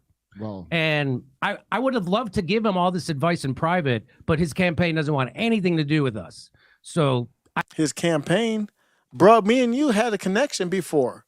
What do you mean his campaign doesn't want anything to do with us? And that's why Jimmy's like, I had to do this to you in public because you didn't meet with me in private. I had to do it in public, which I didn't want to do. I wanted to bring him on and have him talk about all the good things about his campaign, but they only gave us a few minutes. And so I had to get right to trying to help him get an actual message. That's a unbelievably losing message. I read to him from one of Bernie's top campaign managers. And So he's coming from a black radical activist, which white supremacy and all that stuff sounds great. But when you're running for president, you have to. Do you think Christian Smalls went to Staten Island and asked those Trump voters, "Hey, let's join together against white supremacy"? Or do you think that he asked them, "Hey, let's join together along class lines to"? This was the Amazon unionizing movement. So what Jimmy Dore is saying is, I'm not for the unions, but this is a win in the Jimmy Dore circles. And what the dude was able to do was get Trump voters on his side, and he's a flaming Democrat because of the class issue. Economically oppose Jeff Bezos and the oligarchy. It's not how he's not an organizer. The class issue is a danger as well, though, just to be clear. He doesn't know how to organize. The people around him don't know how to organize. They have a horrible message. And I'm really urging him to rejigger his message because that message is a loser. Do you want to say something, Kurt? Jimmy, be careful. I've never heard the word jigger before. They have a horrible message, and I'm really urging him to rejigger his message because that message is a loser. Do you want to say something, Kurt? Okay, that's a good word. I don't have the how vocabulary. I didn't even know it was a word. Rejigger. Say that carefully. Rejigger. Organize something differently, rearrange. He rejiggers his stump speech ever so slightly to fit the crowd. Marianne Williamson did now, looking back. That was this is unbelievable. But also, once you're sending billions of dollars to literal Nazis to fight a war, literal Nazis. Joe Biden is giving billions of dollars to literal Nazis. You really literally shut the fuck up about white supremacy. White supremacy. They just paid your bill. Meanwhile, they are ripping them. Do you see why I rock with Jimmy Dore? There's those things like the union stuff, little things that we disagree on, but he's just ripping them a new one. You want to talk about? Look at that. That's a leftist there. Not afraid, courage. Just like you two want to talk about white supremacy. This dude's giving money to the descendants of Nazis, the bloodline, the literal Nazis. Not like figurative, not like they would call Candace Owen a Nazi or something like that. No, literally the descendants of Nazis, modern day Nazis. I wouldn't even call them neo-Nazis. They're just Nazis. You really should shut the fuck up about white supremacy. White supremacy. They just paid your bill. Meanwhile, natives are losing their land in Hawaii. Right. They get $700, and there's billions for real Nazis. Real Nazis. By the way, Trump also did that First Step Act. I watch a lot of ex-prisoner YouTubes. They all start a YouTube channel when they come out. They just can't stop. Guess what? They love him for that. I know. So, Joe, by the way, Joe Biden's support with blacks went from 90. I'm sorry. This is a sign where we talked with Ray about basically what we talked about a lot was how do you tell whether you can trust somebody or not, whether somebody's fake or not? These are signs here to me that Jimmy Dore is a real one. He doesn't, as far as like if his chat goes after him or anything like that, he listens to the people, don't get me wrong, but he's not going to take a position. Like remember where Harry Sisson said, don't go after me in the chat or whatever, or he basically said I take a position, I don't want to go at somebody because my chat will go after me. Disingenuous. Jimmy Dore's like, I got my positions. If you got a better idea, he's open to change, but he's like, I'm not hating Trump just to hate Trump. He's not a Trump fan. He is not a Trump fan, but he's not someone who's going to just go after Trump just to go after him over and throw truth and your morals and your principles out the window. Listen to him. That's a sign of somebody you can work with. Imagine if in DC, everybody, that's not good, but just hypothetically, everybody on the left was like Jimmy Dore. Do you know how much better the country would be? I like more diversity. I have nothing against corporate people. I think you need some corporate people, but I would like some corporate people, some populists, all that. But just imagine if it was just a squad. Imagine DC's the same. You've got about 5 MAGA people in there, and you've got about 5, maybe even more, if they were all like Jimmy Dore of the squad. Do you know how much work that those two groups could do? A lot of ex-prisoner YouTubes. They all start a YouTube channel when they come out. They just can't stop. Guess what? They love him for that. I know. So, Joe, by the way, Joe Biden's support with blacks went from 90% to. I think Jimmy Dore is a nationalist. I don't know if he would agree with that label, but I mean, from my definition, I think he is a nationalist. And this is a white pill, man, to see somebody on the left that is reasonable and you can talk to and work with. 60%. Donald Trump's went up to 20%. 2 out of 10 African Americans support Donald Trump. There's that many white supremacist black people? Those white supremacist black people. It's just he doesn't want to learn. He doesn't want to get better. Who are these white supremacists? So I'm curious who they are specifically, because I think he wasn't understanding the point that you're a bunch of people. It's not a serious. It doesn't seem serious. He was doing this. I don't have the clip of it, but it's a great discussion to watch that. And then I watched about half of the Revolutionary Black Network's discussion. I'll play just a little clip of that.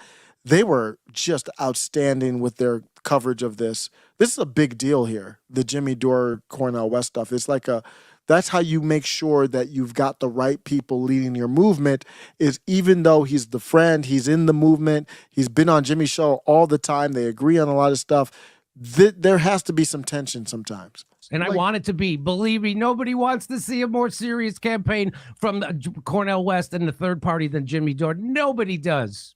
But that's not serious, because you can see that what's happening in Cop City, and you still pretend you don't see the game. I don't know what you get out of that. If the fight is between neo-fascism and Biden, the guy with just dimensions of fascism, but not dimensions of fascism. I don't know how many equals of full fascism, but if that's that bad of a thing, like maybe you should drop out of the race now, because the whole point of pulling votes away from Joe Biden is to make him do something. But Trump could win, the ultimate neo-fascist. So if Trump's a neo-fascist, why are you running? Why wouldn't you be supporting? I'm going to leave it at that. The Jimmy Dore show is so good, man. This dude's one of the best. He was on. That was so cool when I saw him on Tim. I was like, damn, they got Jimmy on Timcast. That was dope, man. It was a great episode, too. TNT Cycles PDX says, I spent my teen years beating up skinheads in Portland. Racists suck, but they at least loved our country. Yeah, that's interesting. I don't have a problem with racists so long as they respect my rights. I'll respect theirs. Let's go over to the Liberty Safe topic. I want to make sure I get that covered, because there's a lot there. I don't know how much I'm going to get into that. Maybe I'll skip around in it. I'm actually going to go to the locals. It's stuck in the mid, locals.com. That's stuck, the letter N as in Nancy, DAMID.locals.com. And that's where I'm at right now on the locals page. And I'm putting posts on there, some posts that I'm going to kind of, I didn't know it would do that, but I have a link to the video today in here, and you will see like little notes in here as well. And if you go down, you'll see Liberty Safe controversy. If you want the links to this, what I'm going to do is put it, if I'm not doing a full article, I'm going to put it on locals. If I'm going to do a full article, I'll put it on the MAGA website, Middle MAGA website. Liberty Safe controversy summary. Liberty Safe, if you don't know, most people probably know about it. It's been a big deal in the populist circles. A leading gun safe manufacturer encountered significant backlash for providing the FBI with the access code to a safe owned by Nathan Hughes. So Nathan Hughes is a whole nother topic. And this is coming again. It's coming again based on J6. Another J6 thing going on here. Offshoots of the J6 stuff right here. I'm going to play a clip of what happened with Nathan Hughes. Well, this is just the FBI. FBI rolling up on people. Nathan Hughes, I believe this is a non-violent situation. I don't know why they're rolling up on people like this. I guess we do know why they're rolling up on people like this, but here's what it looked like. That's Nathan Hughes right there. And Nathan Hughes has got his hands up. Quite a few FBI agents. Got a lot of them, like he was Hannibal Lecter or something like that. Here's a better angle. That's the first video I saw, but there's another angle of what happened. Well, this was after he got handcuffed. So somebody's inside of a store and they see him. This is a dangerous situation. You make the wrong move, you will turn into human Swiss cheese. So this is not a this is not a good situation, obviously. As you can see, I'm fast forwarding the FBI. 1, 2, 3, 4, 5. Damn, they rolled up on him like he was Batman or something. You got enough? They got enough officers? All 5 of them. So people are filming it on their cell phone. Here's a really good video of it here, a different angle of it with showing that the FBI really didn't want that camera footage out there. Anywhere close to me, sir. Please step back. Don't get anywhere close to me. But I'm not doing anything wrong. I know you're not. Get away from me. Don't get your fucking hands off me. Get your hands off me. Get your hands off me. Sir, stop right there. It doesn't matter. No, you don't I'm not doing anything wrong. Get your fucking hands off me. You don't need to walk into where we're arresting somebody right now. It doesn't matter. Get your fucking hands off me. Don't touch me. Yo, come on, man. Step back here with me, man. Come on, I got you. We're gonna step over here. I got him, boss. He good. Come on. We good. Everybody needs a friend like that. Fucking touch me. Please stop walking. Please stop walking forward. I got him. He good. We good. Get the fuck. Everybody needs. I need to digress for a second. Everybody needs a bro like that. So what's happening is this dude is filming. This is a good quality from probably a newer iPhone or something like that. So he's filming it with his camera, and there's FBI everywhere. Man, they're just everywhere here.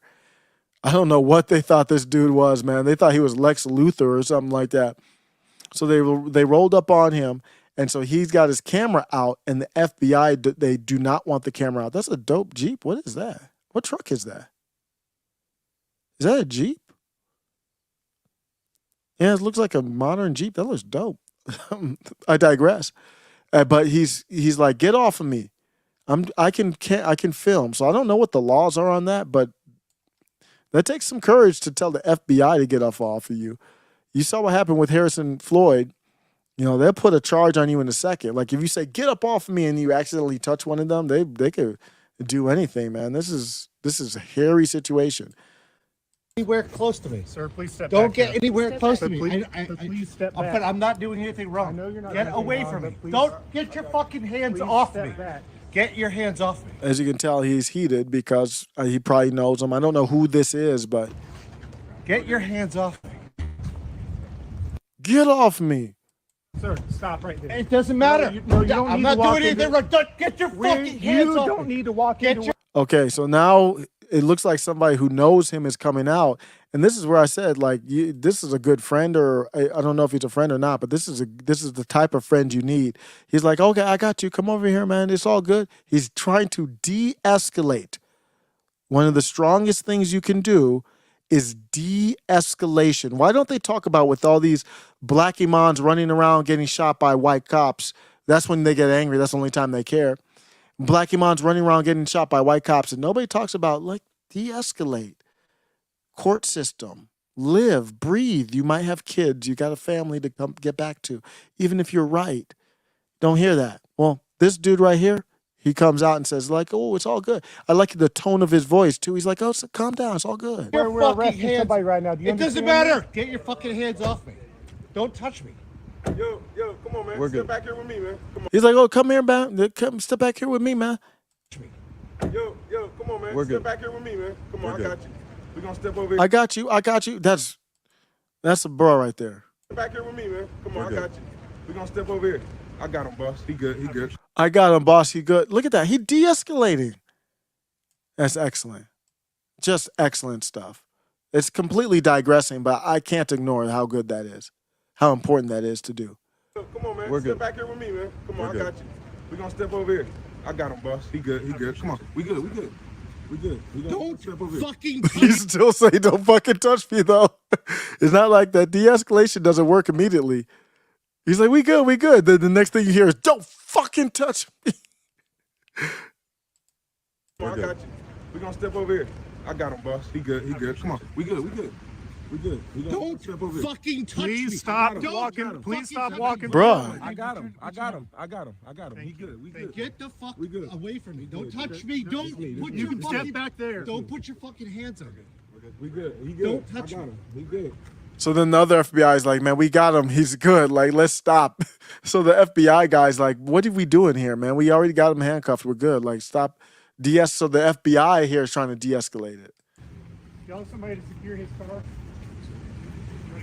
Damn, that nigga walking up on the FBI from behind. That nigga got balls of steel. I can guarantee you I wouldn't be walking up on the FBI from behind with a camera. I might be filming it, but I'm not going to be walking them down as they walk away. That's some crazy shit. Doesn't matter.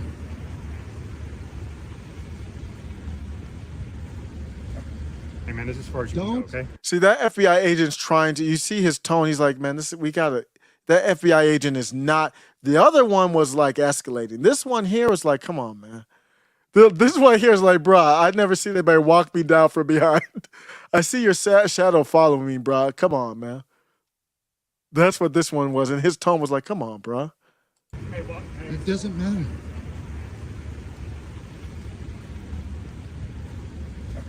Hey man, this is as far as you can Don't. go, okay? No. I'm not gonna touch you. No. You can't get close to him. I could be right here. Don't Yeah, touch me. You can stay right there. Please don't get any closer. Don't touch me. Sir. Don't. That agent's doing a good job. He obviously can't get any closer. Like, you can't have somebody running up. You don't know what you're going to do or what. You can't run up. They're trying to hem this dude up. Not that I agree with that, obviously. Fucking touch me.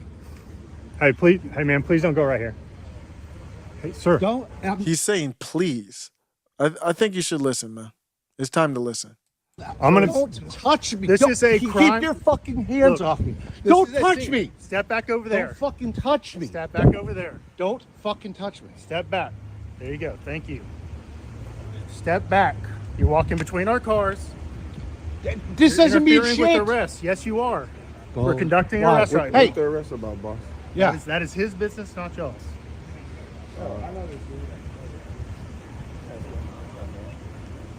Why is it taking so long to get him in the car? What's your badge number? You have to tell me. I don't tell you anything. I actually have not seen. I think I stopped it at this point, so I've not seen this half of it. I mean, there's not much here. I'm just doing it just to play it at this point, but it's kind of a lot going on here, and the quality is really good. So he comes up to this other FBI agent. This other FBI agent's like, "What are you talking about? I don't have to give you any badge number. I don't know the laws on that.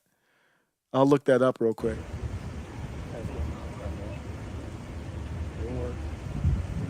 What's your badge number? You have to tell me. I don't tell you anything. No, you don't? What's your badge number? I'll tell you anything. Okay. All you put your fucking hands on me. This guy put his hands Hey, who's on me. Philip? What? Which one's Philip? Huh? Where does Sean? He's not here. Hey, why did you put your hands on me? He said the keys are in the car. So if y'all want to like pull it I'll around move and the lock, car. and lock it and secure it. I'll move it. Okay, perfect.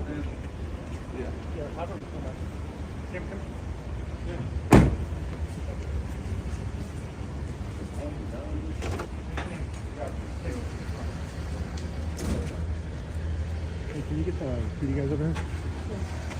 Sir, do not stand close to that car. What do you? Why? Because I'm asking you. I'm sir. allowed, but you're asking me. I'm allowed to go over there.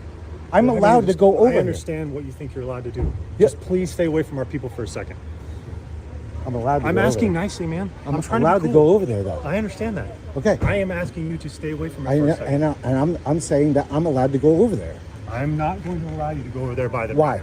Because they're having a conversation with him. That has nothing to do with me. I know. So I'm allowed to go over there. Sir, By law, I'm allowed to go right Sir, wherever I I'm want to. trying to be cool, I'm, man. I'm allowed to go over there. I know that. Please be cool. Okay, so if you know that and I know that, I can go over there and fucking videotape Are this. they done yet? Yeah, what is taking so long? But I'm gonna stop it there. But, whew, man, I said that. You know, when we joke around that we're gonna be in the gulags for thought crimes, for making fun of these people, for saying the wrong things, I say that everybody J6 should be pardoned. everyone. I don't care what violent thing they did or not, because it was a government setup. And is that enough there? It seems like we're getting to the point where it's not a joke. It's like you could get the knock, you could get the roll up. Here's how they rolled up on his crib. I guess he has like some type of footage at his house. This is how the FBI rolled up. One car, a Buick roll up, like a Blazer roll up. Then we got third car roll up. I don't know, another Chevy, some type of Chevy roll up. Then we got a GMC roll up, and then we got a Blazer roll up. Like, damn. To my knowledge, this is for a non-violent offense. It was like, I didn't count them all, but it was like 10 cars rolled up in his crib. I don't know if it's a joke, y'all. I think it's possible we could get hemmed up. They'll start with the more, obviously not me, but they'll start with the more, and maybe they would. I don't know. I don't know for sure, but now he's got to pay, what, $100,000 to even get his legal stuff done. Here's his mugshot, it looks like. But that's how the whole safe thing happened. If you don't know it, the whole safe thing happened with that incident right there.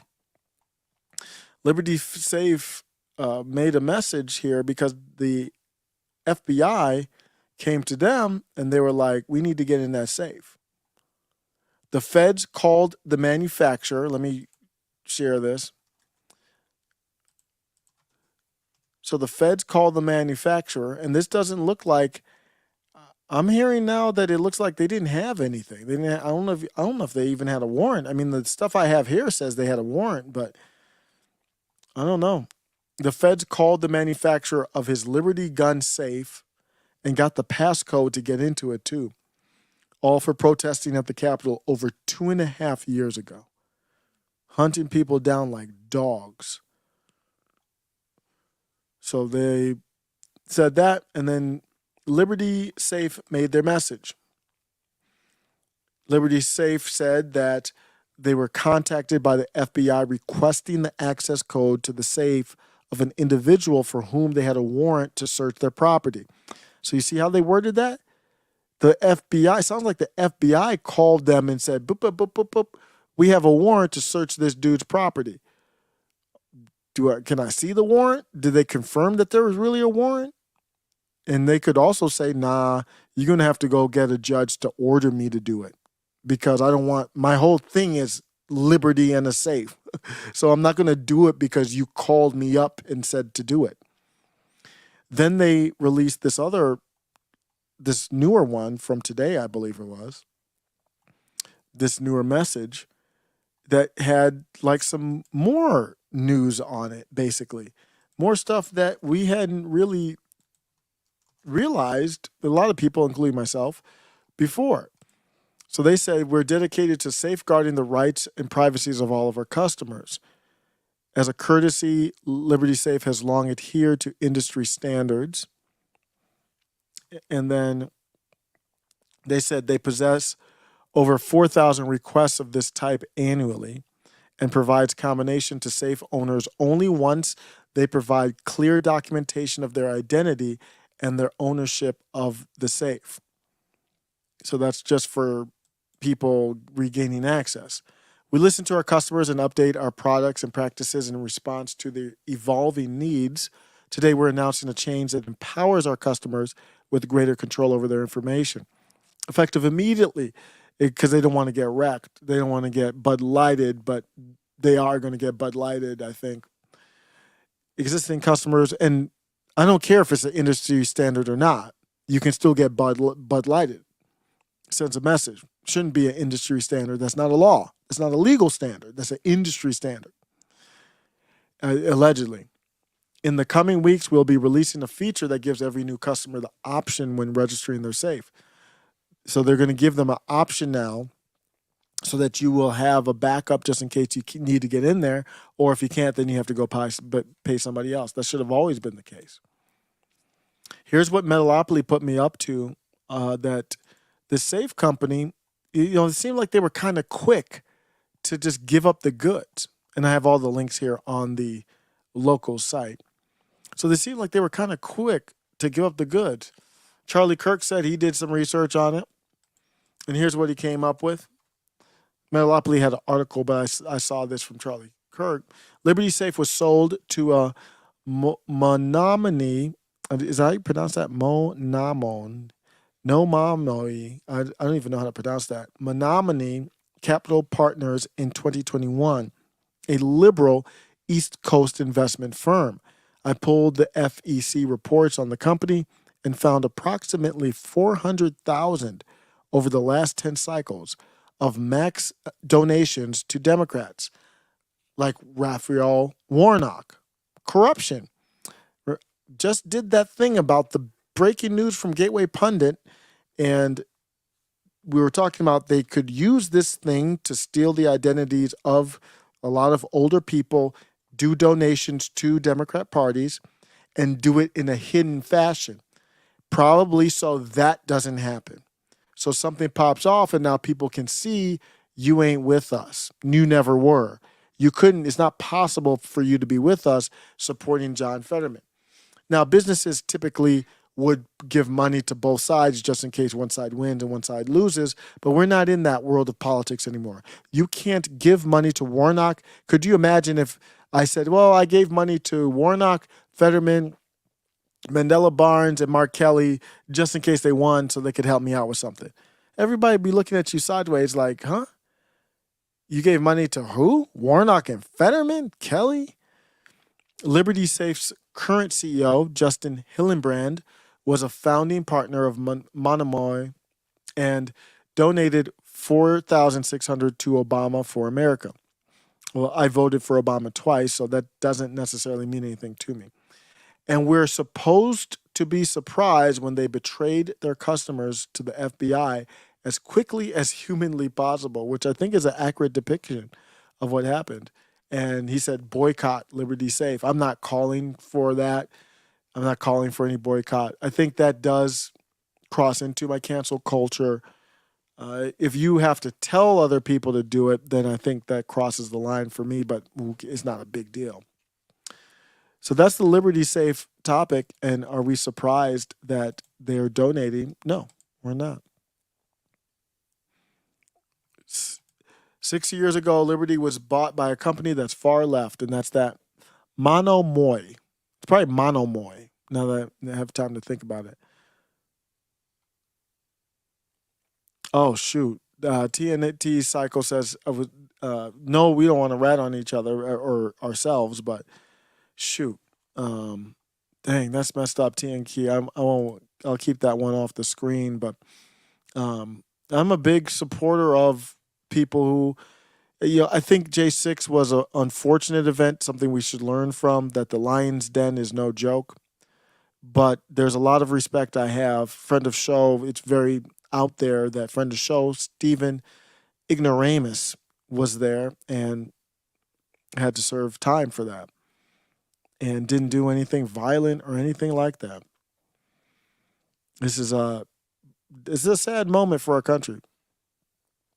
And the only people who are courageous enough to exercise their First Amendment right, permits and everything. They're going after Oren Schroyer from InfoWars. He had a permit. Permit and everything. And people are hemmed up. And nobody seems to care. And I can put myself in that. All I do is talk about it and don't do anything else. But nobody does anything. Nobody cares.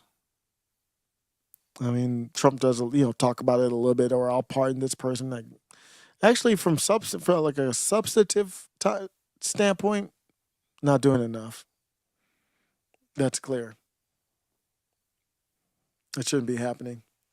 Man's a tax-paying citizen. Metalopoly says the FBI is supposed to work for us. Yeah, well, that for damn sure ain't happening. Heck yeah, he's obligated to give him his badge number. I like that. Metalopoly says, heck yeah, he's obligated to give him his badge number. He's his employee. I did look that up in ChatGPT. It looked like they should. I don't know what the consequences are if they don't, though. But yeah, it looks like they should at least show the badge or do some type of, because so you know they're not fake. So, but obviously he's not going to get in trouble or anything for that. And I don't think it was that crazy of a situation for him to not do it. Adam and Saul were there for Trump's speech. A lot of people, yeah, there was like rumors that it was like 1 million people there for the speech. In another life, who knows if I was going to be there, you know? I wouldn't be there, married with 2 kids and all that. But and at that time, I wasn't even that active. But I don't think it's not something that I would participate in because I don't know what would come from it. Especially going to the lion's den. I don't know. I think you'd be more powerful to go if you're in a supposed red state. You'd be safer and more powerful to run up on the Capitol and demand, protest, however, that they do something. Your state legislative body, the governor, that they do something about it. I think that would be a very helpful stance. All right, I'm going to leave out with playing some of the Jimmy Dore because I hadn't heard it. So while I kind of wrap up and clean up a little bit of stuff here, I'll play the Jimmy Dore stuff and then maybe some music in the background. Well, actually, I didn't play the RBN clip. Let me go to Real Black Network, who they do great work. I do have problems with them on the race stuff. Obviously, they're called the Revolutionary Blackout Network, but let me go see if I can find their video that they did. It was it was a live. So they had everybody in there. They had Rome, and this was an all hands on deck situation. And I'm gonna leave out with this, play some music. Thank you everybody for tuning in. I appreciate you. Let me get this up here. I'm not out yet. Let me get this queued up. Maybe I can get to bed a little early. Oh man, it's past 1. I might have to end these. I might have to end our lives a little bit earlier so I can clip up stuff to upload to the YouTube, because if I don't clip them up that same night, it just does not get done. I do have a program that I showed you that will clip up shorts for me. Even with that, it's hard for me to get time to download and then upload them, but no excuses. Let me get that done. I'm going to probably work on that while I listen to this. This was so good. I already listened to this part, but I said I was going to play it, so let me go ahead and play it and probably put some music in the background. Thanks a lot, everybody. Take care. There's some disappointment. And the disappointment is on both sides. But at the same time, I also see points on both sides. But I think that there needs to be a reckoning of what type of, how we view the intersections that we need to view. But yeah, I'm just gonna leave it at that. I don't want to get too deep into it. Yeah, we're just talking feelings. Yeah. So, how you feeling, Nick? So you guys know I'm a big fan. I'm a big fan of left infighting. I'm talking about the real left infighting, not like whenever we take down the Vanguard, TYT, Kristen Cow, that's us exposing neoliberals, people who infiltrate our ranks. What you saw last night between Dr. Cornel West and Jimmy Dore is what we need to see all the goddamn time. What you guys saw with me and Pasta. Pasta was on, and we essentially had the same debate that Dr. Cornel West and Jimmy did regarding white supremacy and catering to feelings of white people in our movement. What language should we use? I don't agree with them on the white supremacy, but that's much respect that they have the conversation. This is again about Cornel West. Dr. Cornel West and Jimmy Dore had some disagreement. I had a conversation with Pasta, and I wanted to make sure he knew we disagree on China, but it's all love. I have the highest regard of respect for the Convo Couch, Fiorella, Isabel, and the Pasta who he's talking about here. But I like this, man. This is healthy. This is like what I said about Blake Masters and Kerry Lake. I was like, I agree with him completely. In the populist right, healthy infighting is a good thing. I think something like this needed to happen so that we can actually address this as the left, so that we can actually push for something better, because we're all suffering. And I think the passion comes from us all suffering. So I just wanted to say that. But how I'm feeling is there's some disappointment. And the disappointment is on both sides. But at the same time, I also see points on both sides. But I think that there needs to be a reckoning of what type of, how we view the intersections that we need to view. But yeah, I'm just gonna leave it at that. I don't want to get too deep into it. Yeah, we're just talking feelings. Yeah. So, how you feeling, Nick? So you guys know I'm a big fan. I'm a big fan of left infighting. I'm talking about the real left infighting, not like whenever we take down the Vanguard, TYT, Kristen Cow, that's us exposing neoliberals, people who infiltrate our ranks. What you saw last night between Dr. Cornel West and Jimmy Dore is what we need to see all the goddamn time. What you guys saw with me and Pasta. Pasta was on, and we essentially had the same debate that Dr. Cornel West and Jimmy did regarding white supremacy and catering the feelings of white people in our movement. What language should we use? I'm not for protecting the feelings of anyone. I'm here to speak truth. That's true regarding Bernie fans. How many Bernie fans I pissed off? How many Marianne Williamson fans I pissed off? I am one of the people while I will tell the truth, I don't give a fuck what you feel about it. Period.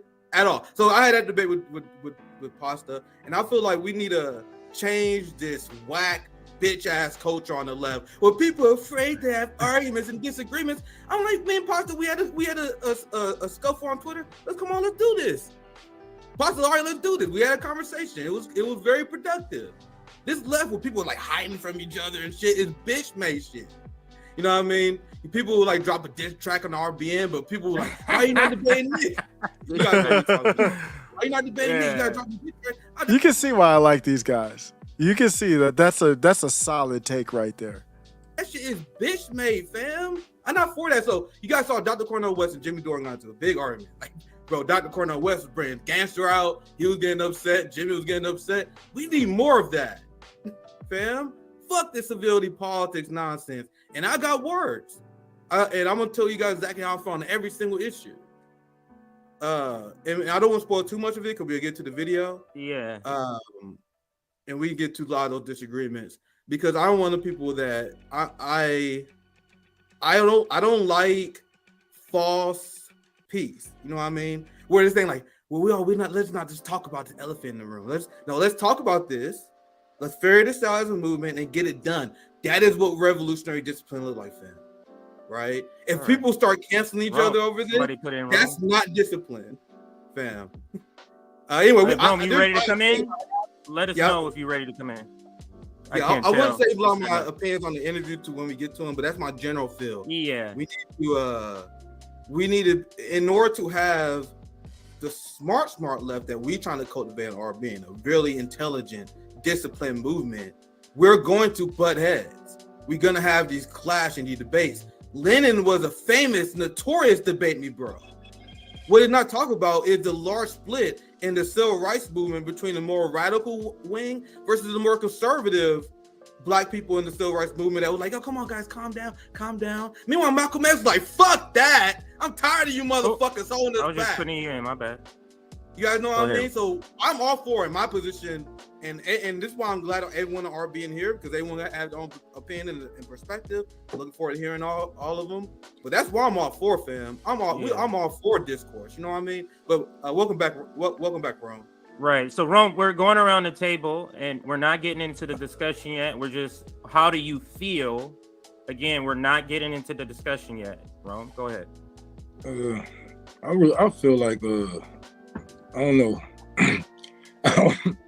I don't know if I really want to say how I really feel about all the shenanigans going on and the biasness and whatnot, but it's just something toxic in the air. That's how I feel.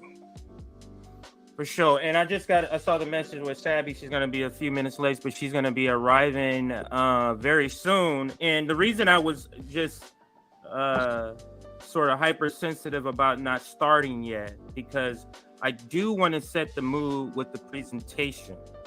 I don't the mood that people have on Twitter is not the mood I want to have here. Yeah. That's not the Twitter mood I want to crazy. have. I don't want the Twitter mood. If you look at the comments already, I don't know if you saw this before we even went live.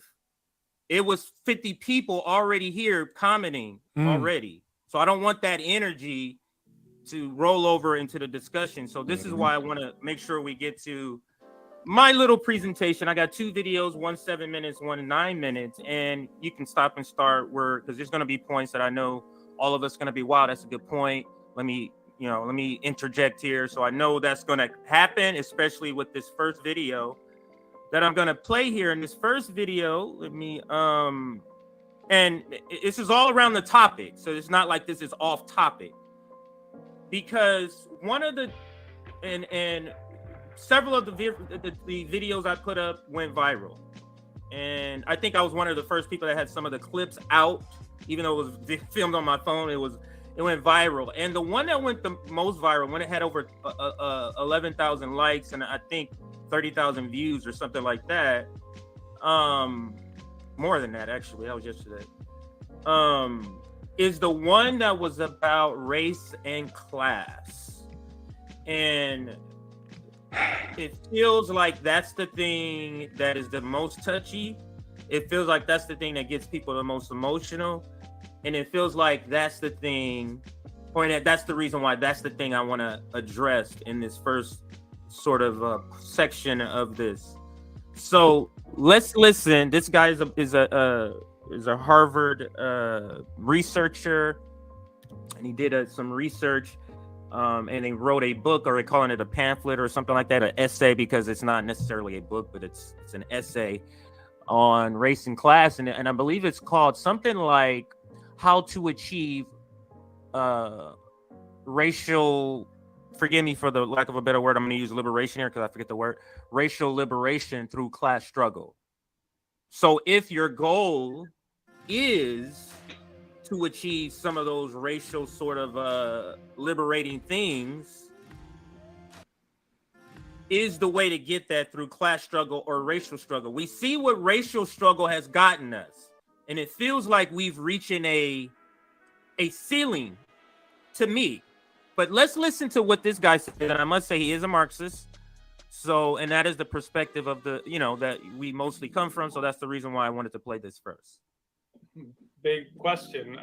It's about a lot of things. I think one of the way that we start the essay is we observe that any good leftist, any good egalitarian in this society, in the United States, and in many other racially divided societies, has to be concerned about racial equality. There's something really scandalous about the fact that just by virtue of your arbitrary assignment into a racial group, you live worse in so many different dimensions of life. That has to outrage us. The question for any egalitarian then, of course, is how do we fight that? How do we change it? How do we close the racial gap between, in the essay we talked specifically about white Americans and black Americans, but the argument could be generalized. And when you do that, when you think about, okay, how should we close the racial gap, you have to think politically, you have to think strategically. What would it mean to close the racial gap? And one of the very, very obvious challenges for any American egalitarian who seeks to close the racial gap is that the ways in which we know how to transform the United States, transform capitalist societies in general, all depend on having either a majority of the population behind your policy proposal, behind your campaign, which you would do through democratic means, or a majority of the working class behind your policy campaign, which you might do through unions and disruptive campaigns. And the obvious problem, if that's the case, if that's how you're going to transform America, is that Black Americans and non-white Americans in general are a minority of both the population and the working class. And so you confront what we call just the fatal limit of demography in the United States. So let's talk about that, the fatal limit of demography. Do you think, and I'm going to ask all of you, do you think we've reached that? Have trying to access more freedoms through convincing people based on the argument based off of some race issue, have we reached the limit of the effectiveness that can gain with the civil rights movement? Have we seen something more? In other words, if we could gain more through that way, why haven't we gained more since the signing of the civil rights legislation? So all of that reference. So when I'll start with Nick first. Go ahead, Nick. I'll pass it to Rome, but to make go whoever. I thought you were. So this is getting into critical race theory. So you can also define critical race theory as the realm they're going into now, that the civil rights movement wasn't enough.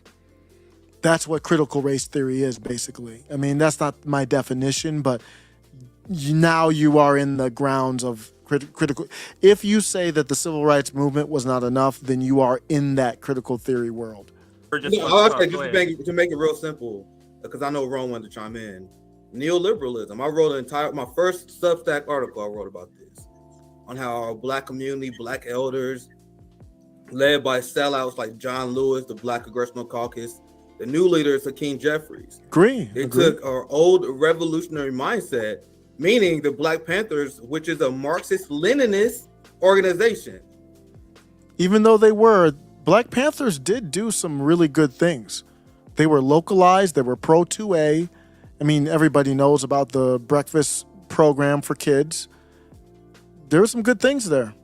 Right? Why you guys wonder why RBN don't shy away from our socialist and Marxist and communist labels, despite the fact that that may help hurt us on YouTube? Because that comes from our Black revolutionary background. MLK was a socialist.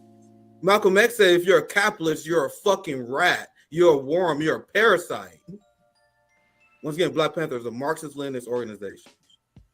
Marx developed his theory behind capitalism based on looking how European societies and cultures relied on slave labor. And despite the massive wealth that they got by stealing the wealth of Africans and South Americans and many other indigenous people, despite this massive wealth, they had a giant amount of people in poverty. So Marx led a critique of the Western societies based on this principle. Then he looked at indigenous cultures. He looked at how Africans live. He looked at how indigenous Hawaiians live, how people in Central America live. These people who have way less resources than European countries, but they're happier. They raise families. They take care of each other. They live in longer. He's like, how is that possible? And that would led to the theory of Marxism and socialism that we follow, that MLK, Malcolm X, and Fred Hampton pick up on. You want to know what they are now? They're neoliberal capitalists. And people wondering why the Black community is in the state that they're in right now. We have a ton of Black millionaires running around, but the racial income inequality is worse than it's ever been. It's worse than it was at the height of the civil rights movement, fam. You guys know that? So my question is that me playing identity politics by bringing up this class issue?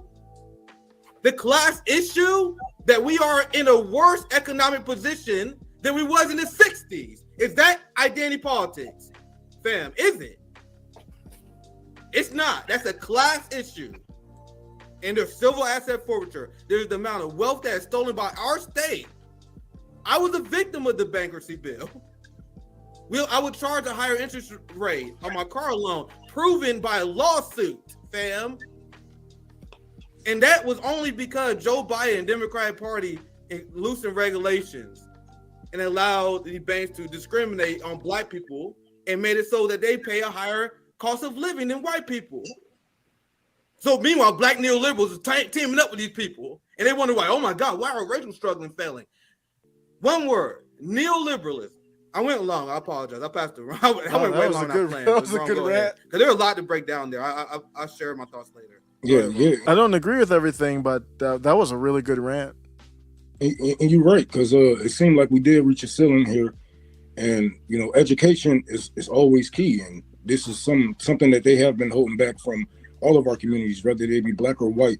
Whether you have good education or bad education, you still have been programmed to be the person that you are today. You have been programmed to not rebel against the system, to work in the factories, to do whatever they needed you to do, to not revolt, in order not to revolt, keep you distracted.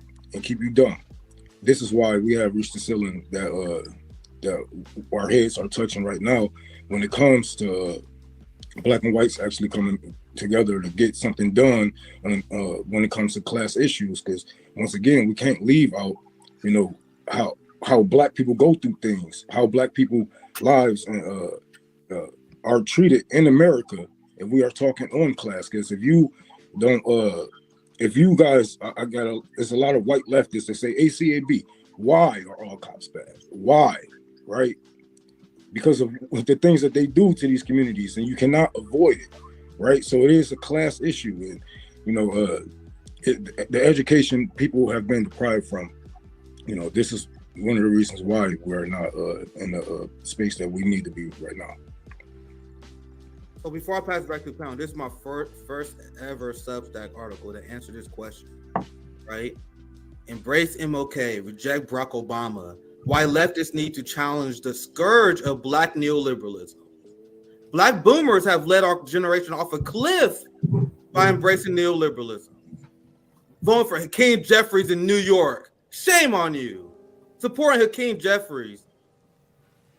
Make sure you got to check let's pause, Nick, to introduce Sabby here. Sabby we want to get her feeling. She's for real. This is a good everybody group here. Checked in. We're not getting into the discussion yet, but we just want to know, how's everybody feeling? So how are you feeling about, what is your mood about everything that has happened? Like, where are you emotionally, or your mood like? Just disappointed because I feel like it's very clear to me that even after 2 Bernie Sanders campaigns in a row, on the left, we still don't understand, or not all of us, but it seems like there's a general consensus where a lot of people don't understand that for those of us that are black, especially working class black people, we only have class and we're not going to focus on race. We have to deal with both. And I think what some people may not understand is that, and I have a video clip I can show to CJ. Some of the racist policies and laws that were implemented in this country to prevent black people from getting ahead or to stop black people ultimately ended up hurting poor and working class white people as well. Okay, then see, that's what gosh, Sab, you frustrate me, because I like Sabs a lot. We agree on a lot of stuff, but then of course the race stuff is where we've been on Twitter. We kind of went back and forth on some of the race stuff. So then why are you bringing it up for race then? What is this? I don't understand this. What is this take where it's this black this, but then you say, well, it also affects white people. Then why the hell are you talking about it from that standpoint? And about, what is your mood about everything that has happened?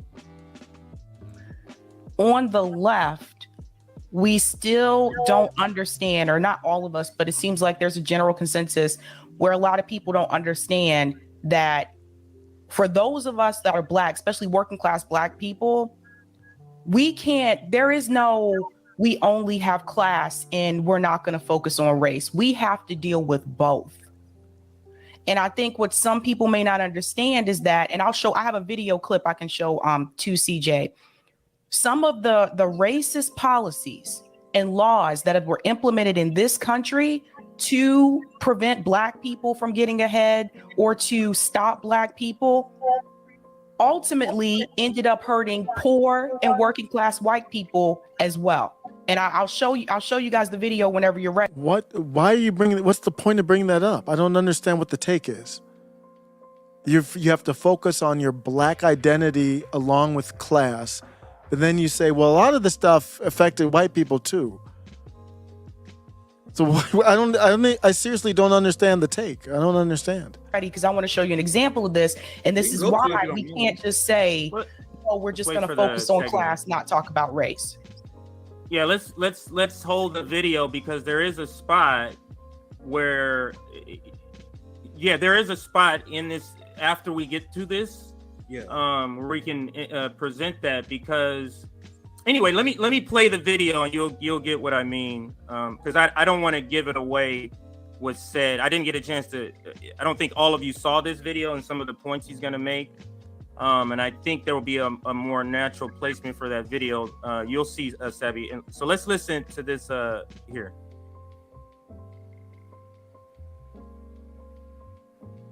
Make sure. Let me put it back on the screen. Racial inequality. I got it. Oh, my bad. I didn't even look. My bad, everybody. All right, so I'll rewind it back just a little bit because I had played it already. America is that Black Americans and non-white Americans in general are a minority of both the population and the working class. And so you confront what we call just the fatal limit of demography in the United States. It's very, very difficult, impossible, really, to build a race-specific.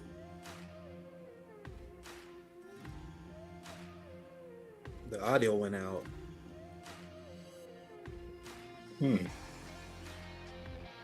CJ? The audio went out. I think it's really important. This is a prime opportunity for us to push forward. So that's what I wanted to come on live at this time to do. That's what I'm here to do, is to move this conversation forward and progress. Now, and this is not to any of the members. I'm speaking to the audience because there's a lot of nonsense in the chat. Like, we're here for serious shit. If you're here just to, I got in a good one-liner about Cornell. I got in a good one-liner about Jimmy Dore. That's not what this. We're not that. Take that to Vanguard. Take that somewhere else. Yeah. That's not here. We are using this opportunity to turn this into a constructive matter. I used to like Vanguard, but they did turn. They turned. I don't know what happened with them. They turned into the TYT kind of. But actually, they talk about TYT. I don't know what they turned into. But the Vanguard's a good channel. I don't know what happened to them. We all were saying this in the background. JB, make sure it's a teachable moment. Before, this was going to be everybody when he just thought it was going to giving me pointers. Make sure it's a teachable moment. This is about teaching. That's what this is about. Not about some sort of taking sides. We are all in the same community, from Jimmy Dore to Cornell West. This is about resolving issues and moving forward stronger. That's what this is about.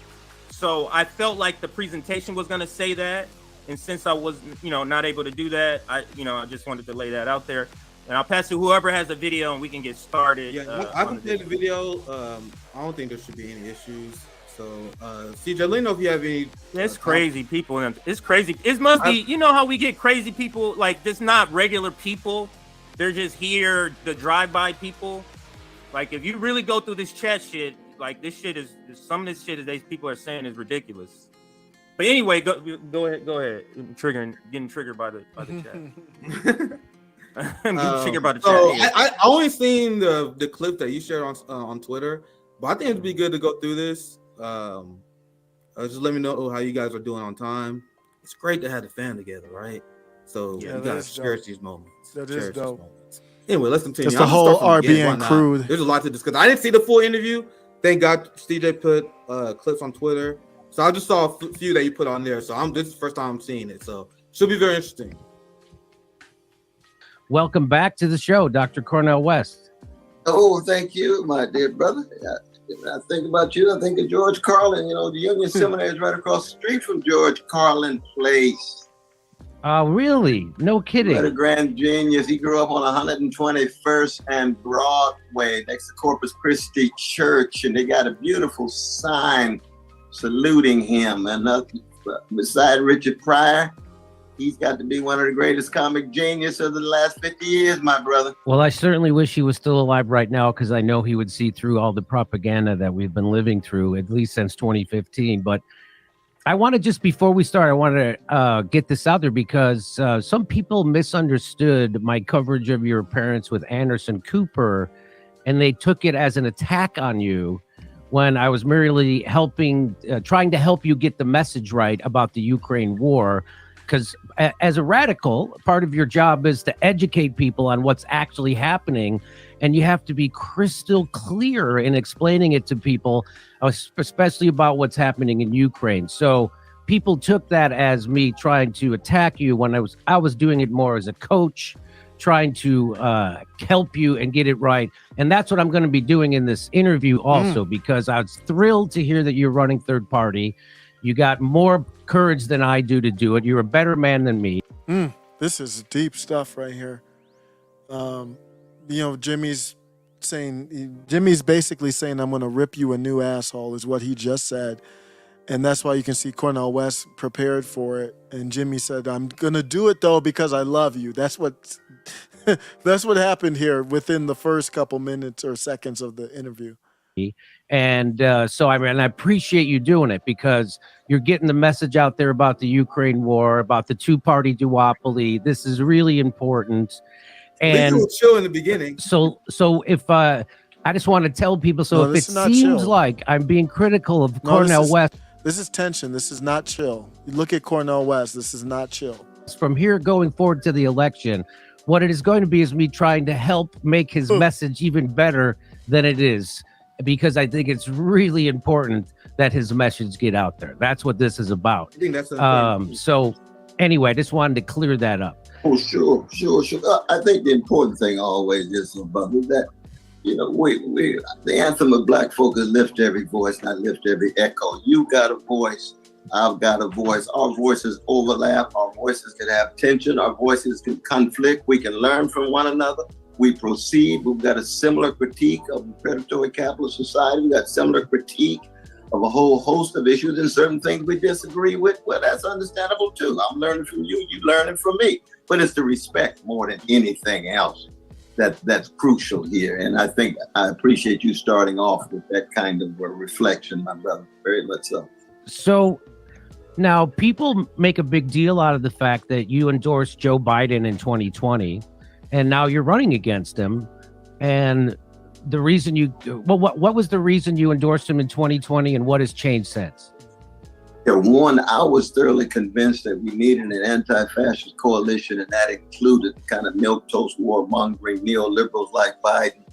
And now it's fairly clear Biden had 4 years. He had 4 years to steal the thunder from any kind of Trump challenge. 4 years to try to speak to the needs of poor and working people. 4 years to try to cut back on the military adventurism. That's been characteristic of his whole career. And it's clear to me now that if the only opposition to the escalating neo-fascism in the country is going to be Biden, or Biden-like, then the fascism is coming anyway. We're going to have alternative vision, alternative institutions, alternative infrastructures. It has an alternative passion. And so if all we can do is produce democratic administrations that are caretakers, postponers of the Trump or Trump-like candidates, then the fascism's coming anyway. The only way you really get at the roots of fascism is to break from the corporate duopoly, to show how the two-party system is an impediment for the unleashing not only of American democracy, but also trying to dismantle the empire in terms of the 800 military units around the world and the military budget taking 57 cents for every dollar. And so in that sense, there's been a shift. There's no doubt about that. And I keep in mind, I supported Ralph Nader and Jill Stein. And in between, I had early supported Bill Bradley, and I had supported John Kerry as a kind of anti-right-wing coalition too. So that my jazz-like activities certainly can be characterized at times with a certain kind of inconsistency, but it's the timing of it. Now, I want you guys to reflect on the I was just going to pause there. Yeah, go ahead. Yeah, I want you guys to reflect on the answer. I'll pass to Pound because CJ, I know you want to chime in. But that says a lot that Dr. Cornel West admit that he was inconsistent, because that is why I had a lot of respect for Dr. Cornel West, because I knew he was a Nader voter. He voted for Joe Stein. He was early Obama supporter in 2008, but a lot of people fell for Obama, and then he immediately became an Obama critic, and he supported the Joe Stein administration. That is why it was deeply disappointing to see that Dr. Cornel West then played the lesser two evils game, because he should have known better. But at the same time, it's good that he reflect from that, and your answer should be straight up, I was wrong and I learned better. Now, where I am confused It's how do you take that answer, which was good, explaining how Biden is going to lead to fascism, to you apologizing and pretending that Biden is not on the same level of Trump later, because those two views should coincide. But I would save that thought for a little bit later in the interview. I'll pass to the panel. CJ, anyone else want to chime in before we continue? Yeah, when he's saying this is something maybe I don't know of, and I always reach out to Nick when I say, hey, this is what really liberals are saying, or even conservative, if any of you know. Is this something, is Cornel West's credibility in question? Because this is something I've never heard of because of what he said in 2020. Of course it is. Is that because we've said and we've acknowledged, yeah, he supported it. And we've said things like he supported it, but of course he didn't go out and campaign for it. It's, remember, CJ, my first interview, I don't mean to interrupt you, I'll pass right back to you. But the first interview I did with Dr. Cornel West is when I addressed that. That's why the frustration is kicking in. Because we had the lesser two conversations. How many times now? If you got to look at the very first time we ever had Dr. Cornel West on, we talk about him endorsing Biden. He said that was a mistake. And then I clicked out like, thank God. Because this is a guy I had a respect for because he was a Jill Stein voter. Because he didn't vote. But go ahead, Sabby. Go ahead. But I think we should be fair across the board because RFK also supported Joe Biden. Absolutely. RFK has said multiple times in interviews that he's friends with Joe Biden and his family. Absolutely. And he has also said he's not going to run a mean-spirited campaign against Joe Biden.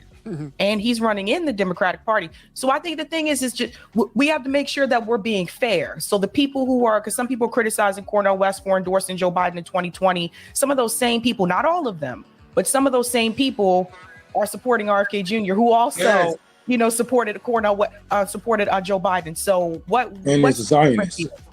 Yeah, absolutely. Those are people giving away. They're giving away, Sabby. Those are people who are giving away that policy is not their core concern. You get what I'm saying? That's the same thing as saying I have an issue. I want Medicare for all, but I voted for Joe Biden. It makes no sense. So do you really want Medicare for all? Is that really your priority? You get what I'm saying? So if you don't have the same critique or pushback that you have for Cornel West, that you don't have that for RFK, that's telling in itself, in my opinion, and whoever else wanted to chime in. Yeah. And remember in our debate with my debate with Pasta, he got upset because I called RFK Jr. supporter cultist. But if you're an RFK Jr. supporter and you criticize Dr. Cornel West for being too weak on Democrats, you're a cultist, because RFK Jr. said in a recent interview, we literally clipped it, he said he's a Democrat to his core. You guys know when RFK Jr. is going to stop fighting? He's going to stop fighting around Super Tuesday. Yeah. Dr. Cornel West is in the general election. Repeat after me, fam. The general election. There's one of them is going to quit early, and we know which one it is. And he's bullshitting you right now, but he's going to endorse Biden. But go ahead, Ron. I'm sorry I have to cut you off earlier. Go ahead, Ron. I remember your first interview with Dr. Cornel West, and back then I was I was shaky on him too. I still am today because of his inconsistency. Because he was one of the reasons why I actually woke up to what Barack Obama was doing. And he was calling him out, calling him all type of names you would never think would come out of Cornel West's mouth, right? And it really turned me off with the Biden endorsement. Yes, it turns me off. It turned me the hell off. But I'm glad to see that he's man enough to own up to his failures and try to make it better. Try to do something better for the people. So instead of, hey, I know I fucked up with Joe Biden, but here's a better candidate. Like, no, if you want the job done, you do it what? You do it your damn self, right? So he see that you can't get anywhere with the Democrats. So to start your own party, and that's do it through a third party, and that's what I respect more than anything. You have the balls to actually go against the grain this time. And knowing that the warmongers and war criminals that probably on his head right now. It shows it shows strength. It really does, especially in these days. All right, let's continue for a second, Tom, and then after the next segment, we pause it out. We let play a full segment play, and then we get our thoughts afterwards. Each moment has its own context.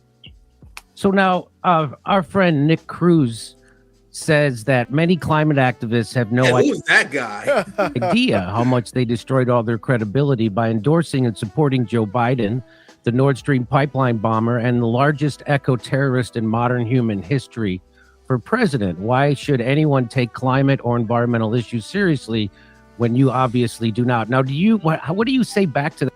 That guy makes some great points. It is a great point. It's a fair point. Just saying, that guy makes He's some very good on fantastic Twitter. points. And this is why we've been wanting Dr. Cornel West to escalate his rhetoric against the Democratic Party. Mm-hmm. Unlike Trump supporters and duopolists, because we are post-duopolists, there are duopolists who believe this moron Trump is an anti-establishment fighter, even though he hired John Bolton, Mike Pompeo, and others. Look at him as a clown. It's hard to. Where's the lie? Is anybody still on the live? The show is over. Why am I talking? Damn, there's 30 comments. Who's still in the live? Damn, the show's over, guys. I'm just like, I am gonna stop at any moment. But where's the lie? I'm just talking to myself. Where's the lie? That's Nick talking right there. Where's the lie? I'm gonna bring this back. Him talking about Trump. But he doesn't understand Trump is really the mascot that represents what they want, what people want, what MAGA wants, in my opinion. But there's no lie here. All right, we've been wanting Dr. Cornel West to escalate his rhetoric against the Democratic Party. Unlike Trump supporters and duopolists, because we are post-duopolists, there are duopolists who believe this moron Trump is an anti-establishment fighter, even though he hired John Bolton, Mike Pompeo, and others. We look at him as a clown. Well, let's calm down, Nick. You don't have anybody on the populist left. You have nothing. Donald Trump he might not be the perfect populist. He's just the mascot for it, but he's created a movement. You have no movement. I know they're activists. They know how to organize. I'm not dissing them on that standpoint, but I'm talking about like as far as DC goes. Now, where's that MAGA movement going? There's like 5 people, but still, you got nothing but the fake squad. So maybe you would want to have your own version of Trump. That'd probably be a good thing if you could get that.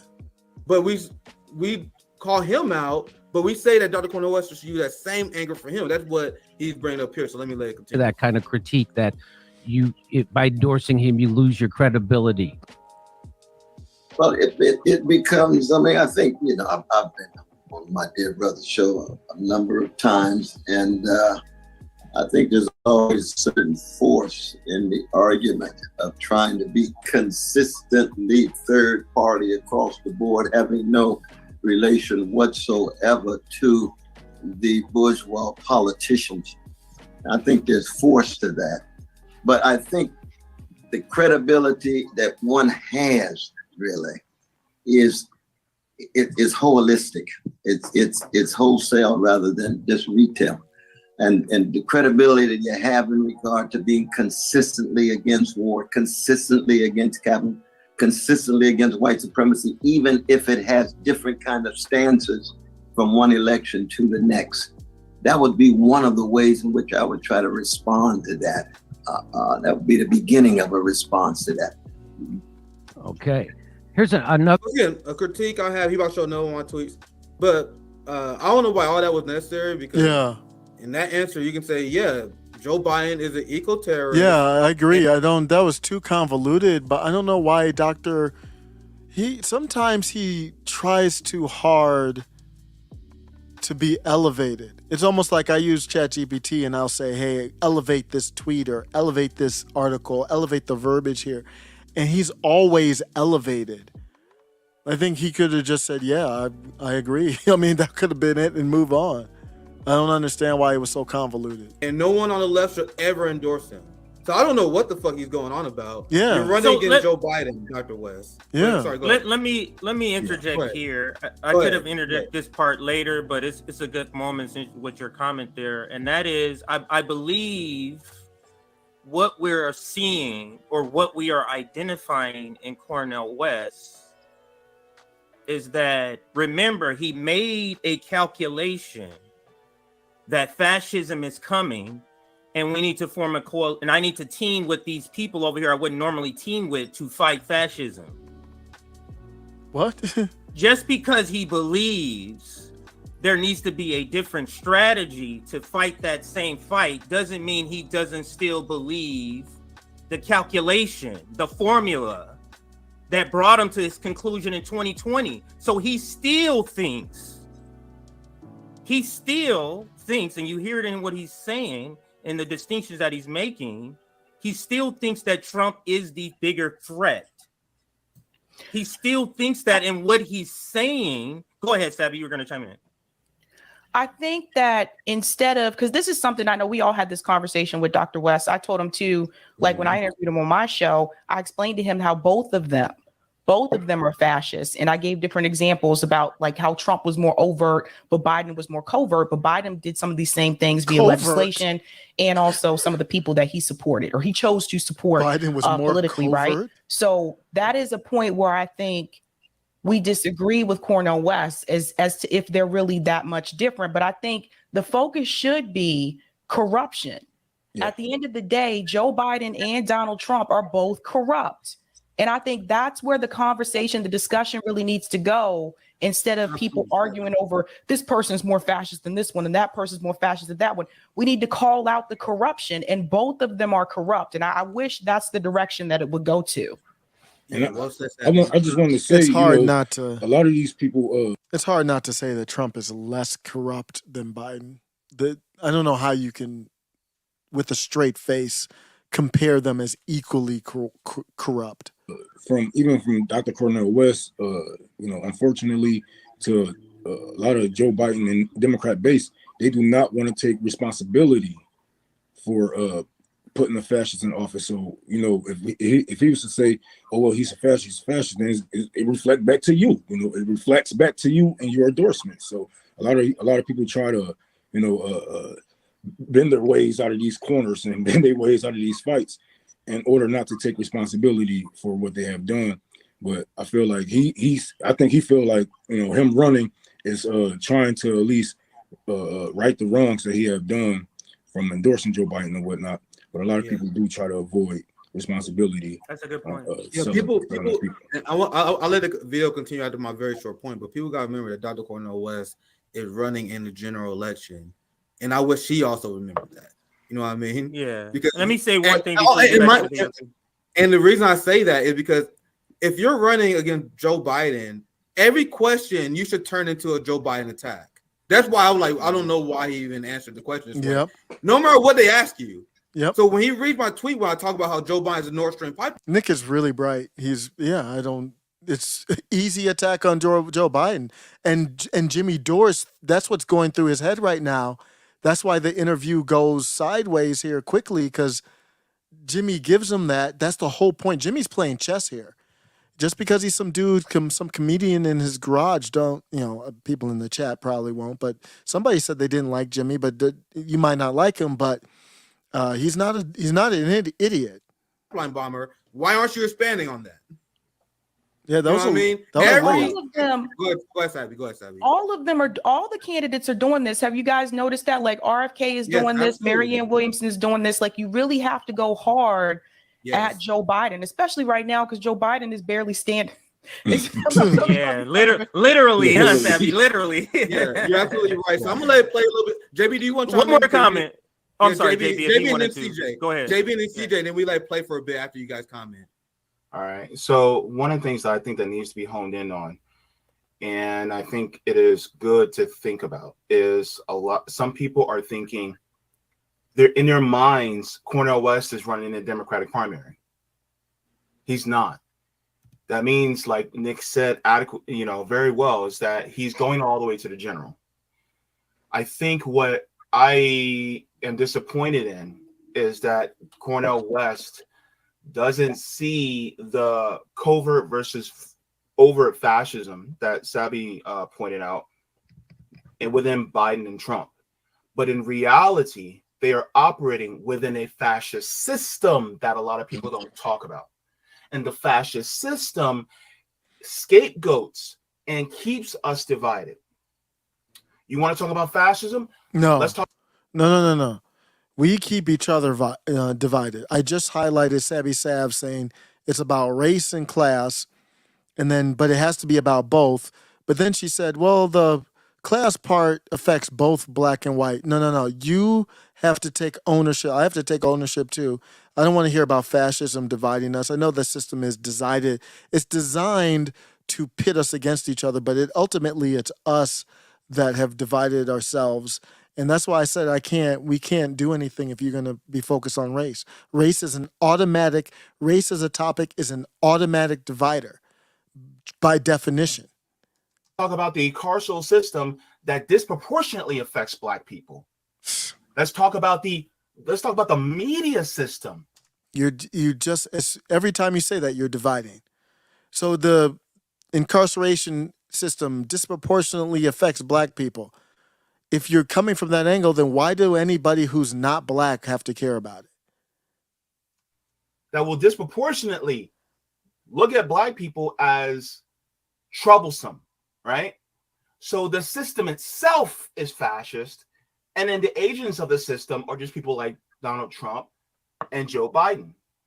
And so when we look at it from that lens, then it becomes easier to say, well, yeah, they're both on the same side. Because what is fascism? Fascism is governments and corporations working hand in hand to keep a small group of people in power while also demonizing and scapegoating marginalized groups in order to keep the working class divided.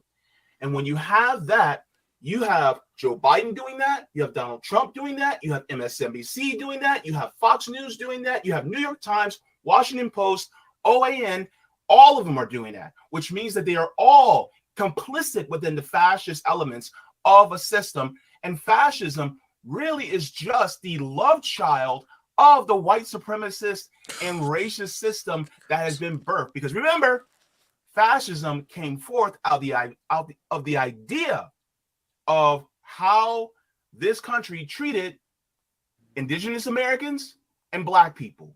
That's where they got their ideas from.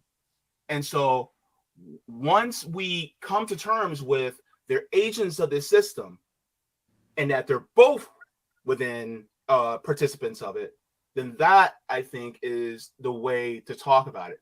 But unfortunately, I don't think that Dr. West really sees it as that yet. I'm hoping that he can warm up to it, but I don't know. CJ, do you want to comment one more time? Yeah. So listen, because what he's about to start listing what's fascist or not. Listen to what Cornel West lists as when he says, "Oh, Trump is doing this, and this." Listen to what he's saying, and you tell me if that's not January 6th, Russia Gate, some of the stuff that's why I'm saying he is still in the mindset of 2020, even though his strategy is different. His calculation that Trump is worse is still the same. And then another point, if you have fascist elements, because he likes to say that, yeah, he has fascist elements. Isn't that what makes you a fascist? That you have elements? So why not just call him fascist? Yes. Go ahead. Little element, but not fascist. That's a great point. Now we can continue the video. Yeah, let's do the video. This is Jimmy showing Dr. West another one of my tweets. So this is Jimmy essentially being like, "Yo, I got my homies at RBN. Why don't you sound like them? Why don't you sound like them people at RBN I've been talking to?" That's a fair question. That's the question, because why is he being so? Why is he not using our language? But anyway, that's essentially what he's. That's a great question. Why don't you sound like a real opposition to the Democratic Party? Let's continue. Tweet from Nick. He says the same professional managerial class gaslighters want us to take it easy on Bernie. They use civility politics as a weapon so they can comfortably sell out. The working class must reject this and start holding these people accountable for selling us out. So Bernie has sold us out, and I don't need you to call him a sellout or anything. That's fine. But I do want to see, this is your response, because Bernie was asked about your campaign and he said it shouldn't happen and he's against it and he's endorsing Biden, and of course that is just garbage. And so this is how you responded. And you even in love, people have deep disagreements about these things, but I think again he's fearful of the neo-fascism of Trump. So when my what I would say to you here, and this is a big point, and I'm trying to impress upon you going forward, that when you do that, you sound a little bit like Joe Biden, and what you're doing is you're giving a pass to Bernie Sanders and anybody else for voting lesser of two evils. So you're endorsing the Democrats' message in their campaign. And so now people can dismiss your candidacy and say, well, we got to worry about the neo-fascism of Trump, as if Joe Biden isn't worse, which he is. He's a bigger fascist. And it's funny they call Trump a neo-fascist, but at least in this clip, they don't. The big thing that he did was COVID. Before that, I don't know why you would even call Trump a fascist other than COVID. I'm trying to think. Teaming up with Big Pharma. Maybe you could look at some of the people he hired, but that's not really policy. He just crushed a union strike on the railroad, which is the definition of fascism. He's now trying to saber rattle with two nuclear powers, nuclear war, nothing more important than that. And what he's doing in Ukraine, you know exactly what he's doing, right? So he's the worst warmonger in the world. 300,000 Ukrainians have already been slaughtered in this proxy war that was provoked by NATO, which you know. So when do you think that when you say that about, when you call... Let's pause for a second. Let's say he's right with 300,000 Ukrainians unlived for that war. My goodness. Donald Trump a neo-fascist, and you don't say that about Joe Biden, what do you say when I tell you that you're undercutting your own campaign and you are propping up the Democratic message, which is that they are the lesser of two evil and you have to vote for Joe Biden so we don't have fascism? By the way, we already have fascism. As we all know, fascism is the joining of... The thing is, Jimmy is making arguments to Dr. Cornel West that we all made to him. That's why there's a lot of frustration. Now, at least I have. Because a lot of... The question from Jimmy is too long now, though. The question should have been wrapped up. A lot of the train wreck that you guys are going to see later in this interview could have been avoided if only Dr. West listened to us. To be frank, I don't understand why he come out here 3 times. We explained this concept to you 3 times. And then you got to go on Jimmy and have him explain that to you in front of 15,000 people. Wouldn't it have been better for us? Go ahead, CJ. Go ahead. No, what I was going to say, try explaining this to somebody who believes in Russiagate. You're going to have to explain it to him 15 million times. I'm trying to tell everybody he is not in the mindset that we are about Trump and Biden. Yep, he's right. He's absolutely right. He's still in that Russiagate mindset. He still has the calculation that brought him to the decision to back Biden in 2020. Yep. He just decided in 2024, the strategy of getting rid of the scary Trump is not backing Biden, it's running third party. The calculation is still the same. That's why it's reflective in how he... Man, this is so good. I'm going to watch every second of this. I'm out, though. I got to get to sleep, man. I got to get up early. Thanks, everybody. Take care. Appreciate you.